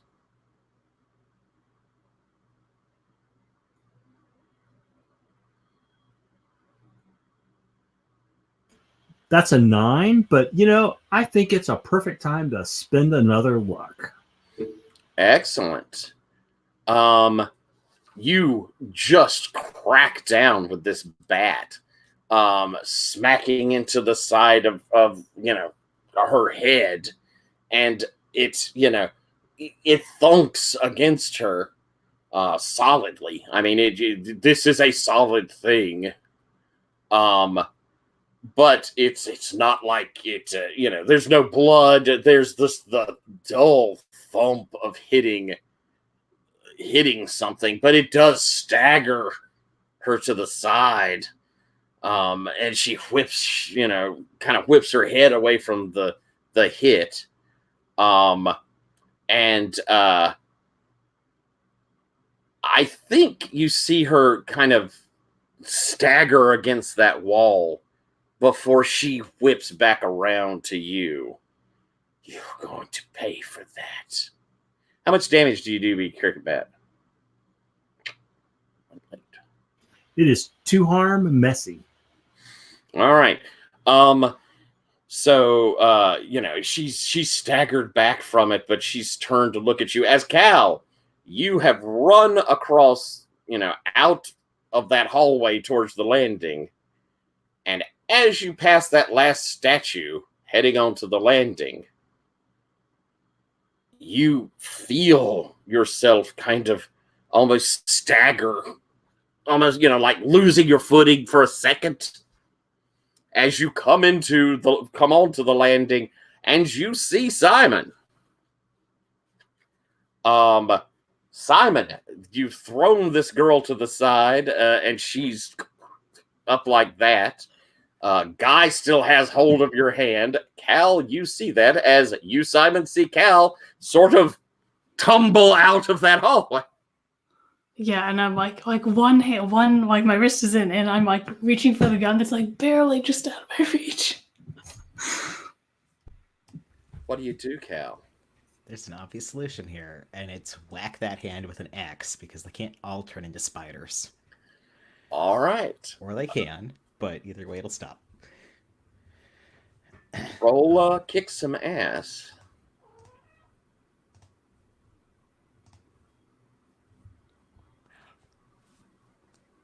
I got a 13. Holy cow, y'all are rolling well. Generally speaking. chomp. This comes down, severing the arm of the split head of this guy. His arm's gone. As the arm flies off, we have that sort of black oozing bit that is underneath it, and he's no, and he staggers, falls back because he was kind of pulling on you, Simon. So he falls back as Alice there, all crawling, is going to be. You can see Simon is leaping at Cal. What would you like to do? Yeah, like I'm probably on the ground because like the sudden release and just like nothing holds me back anymore. So like grab the gun and like from the floor, just like unload the rest of all the bullets in the gun at her as she goes. All right, let's get a kick some ass out of you. We haven't had you make one yet, I don't think.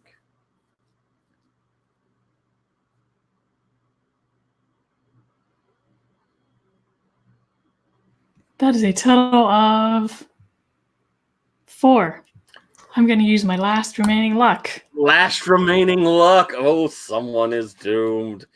As you unload this clip into this weirdly crawling girl that is trying to leap towards Cal. Cal, the gun right, you turn back, see, and it's the shots hit her, and she kind of flies back, and you can see her arms kind of scuttling. It's got that spider curled up. Huh? Can I help out, or was it that not make any sense here? Well, I ask only because I have a move for helping out. What does your help out do? I have the power of heart, so when I attempt to help out against another monster, it's like I rolled a 10. Well, although since this was defending me, I'm totally fine with you saying no, just for the record. Well, the luck already got spent to take it up to a 12. True. Helping out So, would be kind of cheaty. Yeah, so I think we see these shots, and she sort of, her arms kind of crack as she curls in on herself, much like a dead spider. And as she does that, the noise of it, the cracking of it, the room sort of picks up that tick tock of the cracking, and you kind of catch as you see. You're suddenly back again in that musty, the house of present. And down the hallway, you see Elliot with a cricket bat hitting at this woman who is really pissed off looking. And we'll come back to you, Elliot, as she is leaping towards you from the wall. I will give you the chance here, either A, to defy danger to avoid her, or B, kick some ass. But if you kick some ass on her, you are probably going to take some damage. If you roll a median result, you'll take some more damage.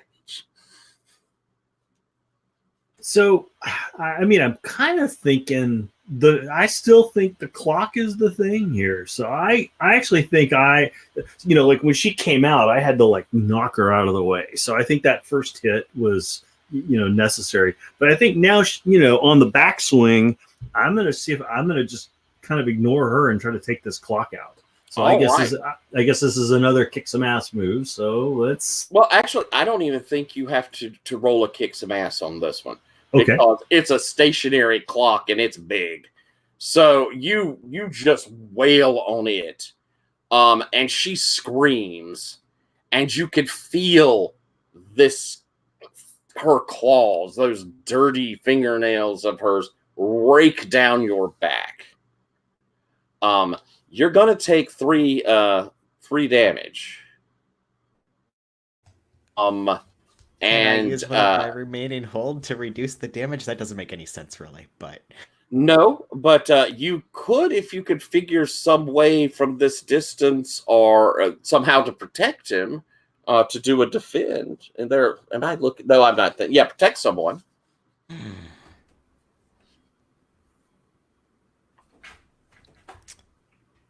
Does it work as attempting to prevent harm if I just, like, charge at this lady with an axe and hope she notices me versus him? Or maybe Yeah. pulls off the scratching? I would Mhm. like to attempt to axe an old lady. All right, so you're running forward. Roll that protect someone. And let's see if she turns to you rather than getting the claw, because you're basically we're kind of interrupting her clawing action to see if you can pull that attention. I got a second 13. This room might be broken. Oh, that's lucky 13. Haha, yeah. It's well, I would, as my 10 plus, choose that all impending danger is focused on me, because that means I succeed in my goal of being the loudest, most dangerous thing here. All right. You, her attention is indeed turned to you. So instead of that slash to his back, as she's moving towards him, she instead turns and looks back towards you. And you see her, as she looks at you, kind of reach down into the folds of that black dress and pull out a hand. A cut off hand. And as she pulls it out, it begins to glow and burn with this green light. And I need for you to roll a defy danger. Heck, where even is defy danger? It's not defy danger, goodness gracious. Act under pressure, I'm sorry. Oh, okay. Yeah, it's a different game, has defy danger. I was wondering why I couldn't find it. Oh my goodness. Did you get another 13? I got a 3. Ooh. I could use luck, but after all of my 13s, I kind of want to stick with a 3, because that sounds amazing. You feel as you're running, you stop still, just paralyzed, staring into this baleful green light. You could feel your joints locking as you suffer 3 damage. But more than that, you are paralyzed as you are held in the glare of a hand of glory. Simon, you see this. What are you doing?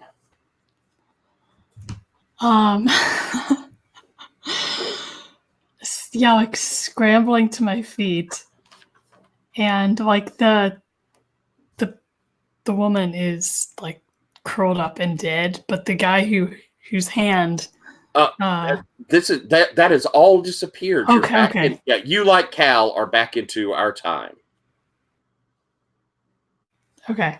Yeah, it's like quick glance around and seeing nothing, just scrambling to my feet and then toward the room at the end of the hallway. All right. And you can see her with that glowing hand, and you see Cal just almost frozen, transfixed by it, while back there at the back, Elliot smashing this clock. And we're going to hit our end here, because I'm going to have us to our epilogue out, because as Elliot brings down the bat one last time onto this clock, the side of it smashes and cracks, and spilling from it is this sort of blackness as the woman with that glowing hand looks back. No,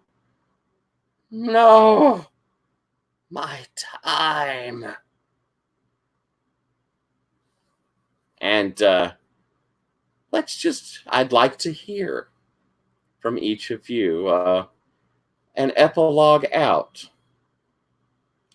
I'm going to start with you, Elliot. As you have smashed this clock, what do we see next the screen had just, our movie went black.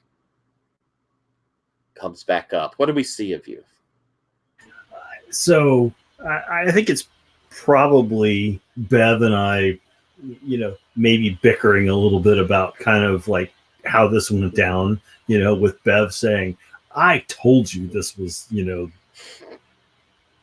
well, sorry, my screen's all just flickered. Bev telling me, I told you, this was a bad idea and people were going to get hurt. And you saw what happened, to Cal. Which I'll leave it to Cal to determine what happened to Cal, but Cal is obviously very injured. And me kind of going, no, but as a team, we took it down. So we're just kind of bickering back and forth about it, kind of showing nothing's really changed that much. Excellent. At least between the two of us. Two of you. Simon, what is, after the blackout, what does it rise up to see of Simon? I think Simon straightening in front of a mirror and then wiping his nose a little bit. And as he turns away from the mirror, we see kind of just this shadow in the corner of the screen and growing up over until it covers it entirely. Ooh, nice. And Cal, we come up from the blackout. What do we see? Probably a clip of some really trashy gossip show, TMZ or something, entertainment news. I don't know. I think that former teen heartthrob Cal McKay was admitted to this hospital or something with mysterious injuries and a strange quantity of spider bites. And what does this mean for his ghost hunting enterprise? And some speculation of the last few shots to his Instagram, which were increasingly weird. Excellent. And I think the next, as it blacks out and right before, I think we get credits, but we'll have a tag after the credits. As we see construction being done, the house is being repaired. We see that there are workmen all over. And we see the shot carries us in through the front, and the place is, it's under work, but you can see it's being restored. It's quite lovely. The camera carries on up the stairway, down the hall, to where we see a young man in a hard hat and, got a work belt on, and he's opening up a door. He says, this one's going to have to get more work on it. And as you look in, you see that, kind of over his shoulder, you see that it's kind of cobwebby, dirtied room. Probably it is a bedroom. And it's got the 4-poster bed with the curtains. And as he comes moving in, and he's kind of moving stuff to the side, and he's pulled out his, his tape measure. I can't believe nobody's gotten in here to start working on this. And he moves a little closer to the bed. And out from the curtains, we see a hairy arm reach. I just need a moment of your time. And that's where we'll end our Monster of the Week. Stay tuned next week for the chilling conclusion. I hope that was fun. I loaded us too much, as I'm so bad about doing in a one-shot. But I hope that was fun. We are terribly late, so I won't. I know that for some of us it is awful, awful late. So I'm not going to go through a roses and thorns or stars and wishes precisely. But I will just do one round of everybody could say something that they thought was awesome out of their fellow players, or something that they thought was really fun, and then we'll end our broadcast. So let's start with you, David. David, want to give out a star on this awesome group you had? I'll keep it really quick. Tyler, awesome creepiness, good creepy story, loved it. And Ryan and Sarah, loved your characters. Simon was a jerk, and it was awesome. And Cal was just that puppy dog. Both were awesome. Loved them both. Excellent. Sarah, any last little thoughts, city stars you want to hand? I enjoyed, what's her name? Cal's Instagram feed, and I'm imagining now what that actually looks like from the outside. Not great. And Elliot's little brother and their relationship. That was super cool. Thank you. It was actually pretty normal. Normal sibling stuff. And Ryan, any last little thoughts, any star to hand out? I already did the how did you make lack of mandibles the creepiest thing about this person, because oh my goodness, every detail of that spider person was worse than the one beforehand, including the dissolving into tons of spiders. And I guess all around again, I really like these characters. I like the thought that went into them. Simon is horrible, and I love him, and I want another gnarly scar, and for him to berate me. And I really love the relationship between Bev and Elliot, and how when Bev was freaked out, I was legitimately freaked out a bit, because even the ghost is scared. Awesome. And I'll say, y'all were all really, really good. I thought that all the interpersonal stuff was fantastic, and I thought that how y'all dealt with people before getting to the creepy was also really cool. I loved Simon's kind of nonchalant attitude, and that dealing with the teenager I thought was first rate. I loved that scene. I thought that was super cool. I love Bev. Thought Bev was such a cool idea, and y'all's interaction was magnificent. And Brian, that mundane Cal is lovely. I loved the concept of him. But your reactions, his reactions in the moment were so wonderful. The gung-ho-ness of it, to the point of, oh crap, this is bad, time to yell and run, was immaculate. It was so good. So all of you, excellent. I can't give enough stars. I'm going to go ahead and end our broadcast. I have very badly gone over. I'm a naughty person. So folks, if you happen to have enjoyed this, please come join Gauntlet, play more games, or if you'd like to watch, see some of the things I run, I have a YouTube channel, and get out there and watch more.